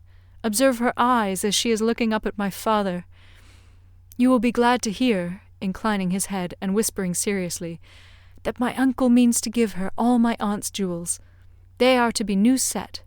I am resolved to have some in an ornament for the head. Will not it be beautiful in her dark hair?"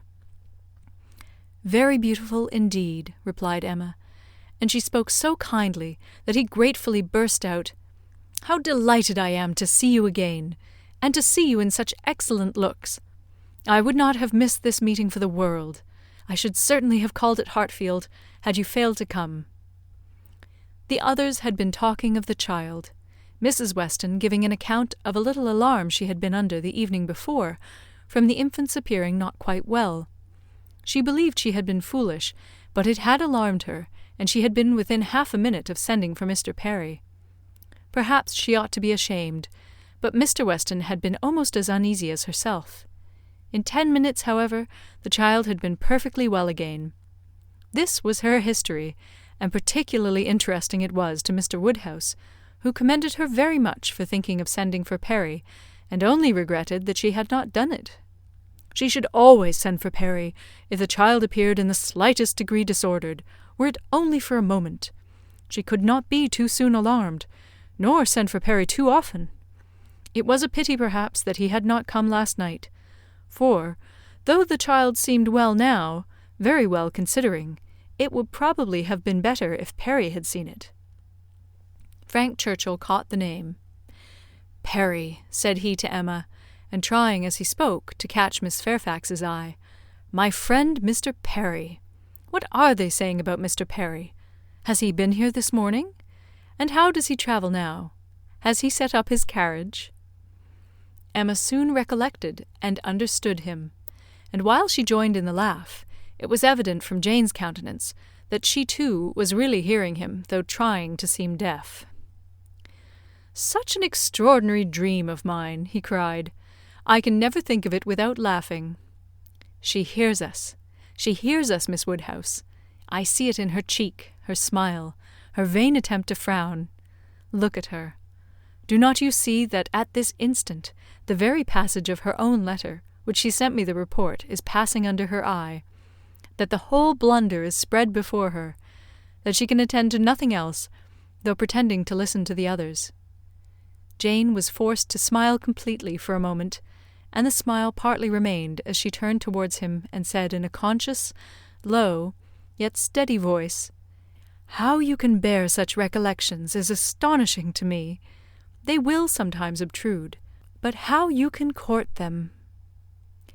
He had a great deal to say in return, and very entertainingly, but Emma's feelings were chiefly with Jane in the argument, and on leaving Randalls, and falling naturally into a comparison of the two men, she felt that pleased as she had been to see Frank Churchill, and really regarding him as she did with friendship, she had never been more sensible of Mr. Knightley's high superiority of character. The happiness of this most happy day received its completion in the animated contemplation of his worth which this comparison produced. End of chapter 18. Volume 3, Chapter 19. If Emma had still, at intervals, an anxious feeling for Harriet, a momentary doubt of its being possible for her to be really cured of her attachment to Mr. Knightley, and really able to accept another man from unbiassed inclination, it was not long that she had to suffer from the recurrence of any such uncertainty. A very few days brought the party from London, and she had no sooner an opportunity of being 1 hour alone with Harriet than she became perfectly satisfied, unaccountable as it was, that Robert Martin had thoroughly supplanted Mr. Knightley, and was now forming all her views of happiness. Harriet was a little distressed, did look a little foolish at first, but having once owned that she had been presumptuous and silly and self-deceived before, her pain and confusion seemed to die away with the words, and leave her without a care for the past, and with the fullest exultation in the present and future.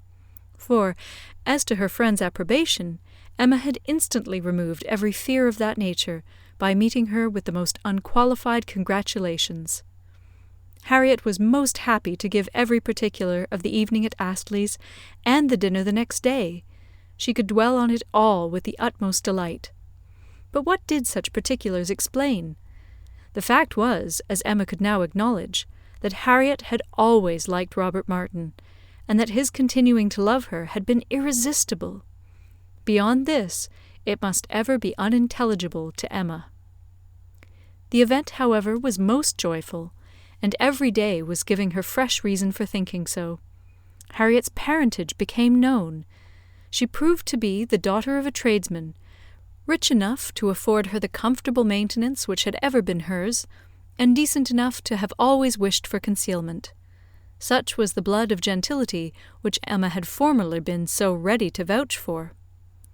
It was likely to be as untainted, perhaps, as the blood of many a gentleman, but what a connection had she been preparing for Mr. Knightley, or for the Churchills, or even for Mr. Elton? The stain of illegitimacy, unbleached by nobility or wealth, would have been a stain indeed. No objection was raised on the father's side. The young man was treated liberally. It was all as it should be, and as Emma became acquainted with Robert Martin, who was now introduced at Hartfield, she fully acknowledged in him all the appearance of sense and worth which could bid fairest for her little friend. She had no doubt of Harriet's happiness with any good-tempered man, but with him, and in the home he offered, there would be the hope of more, of security, stability, and improvement. She would be placed in the midst of those who loved her, and who had better sense than herself, retired enough for safety, and occupied enough for cheerfulness. She would be never led into temptation, nor left for it to find her out.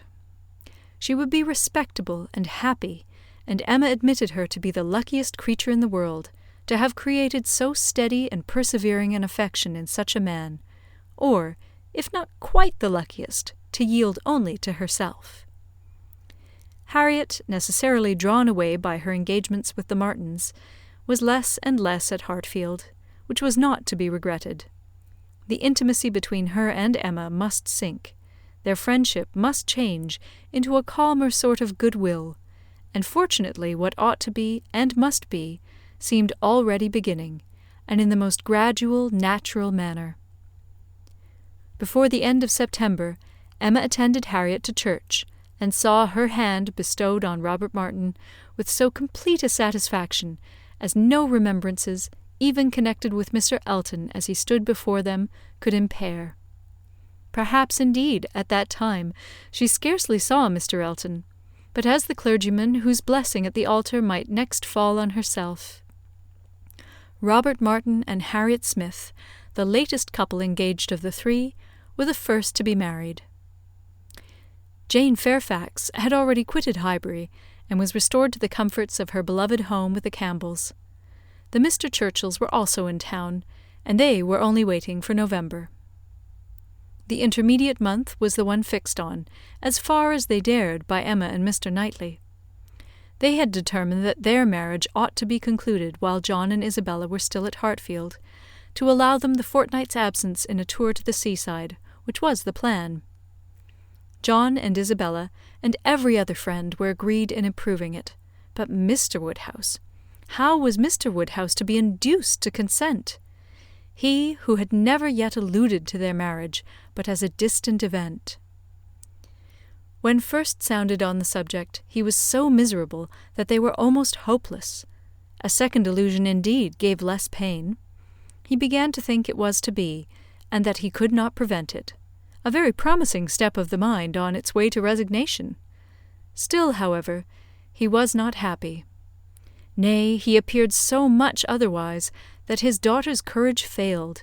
She could not bear to see him suffering, to know him fancying himself neglected, and though her understanding almost acquiesced in the assurance of both the Mr. Knightleys that when once the event were over his distress would be soon over too, she hesitated. She could not proceed. In this state of suspense they were befriended, not by any sudden illumination of Mr. Woodhouse's mind, or any wonderful change of his nervous system, but by the operation of the same system in another way. Mrs. Weston's poultry house was robbed one night of all her turkeys, evidently by the ingenuity of man. Other poultry yards in the neighbourhood also suffered. Pilfering was housebreaking to Mr. Woodhouse's fears. He was very uneasy, and but for the sense of his son-in-law's protection, would have been under wretched alarm every night of his life. The strength, resolution, and presence of mind of the Mr. Knightleys commanded his fullest dependence. While either of them protected him and his, Hartfield was safe. But Mr. John Knightley must be in London again by the end of the first week in November. The result of this distress was, that, with a much more voluntary, cheerful consent than his daughter had ever presumed to hope for at the moment, she was able to fix her wedding day, and Mr. Elton was called on, within a month from the marriage of Mr. and Mrs. Robert Martin, to join the hands of Mr. Knightley and Miss Woodhouse. The wedding was very much like other weddings, where the parties have no taste for finery or parade, and Mrs. Elton, from the particulars detailed by her husband, thought it all extremely shabby and very inferior to her own. Very little white satin, very few lace veils, a most pitiful business. Selina would stare when she heard of it. But in spite of these deficiencies, the wishes, the hopes, the confidence, the predictions of the small band of true friends who witnessed the ceremony were fully answered in the perfect happiness of the union. Fini. End of chapter 19, and end of Emma by Jane Austen.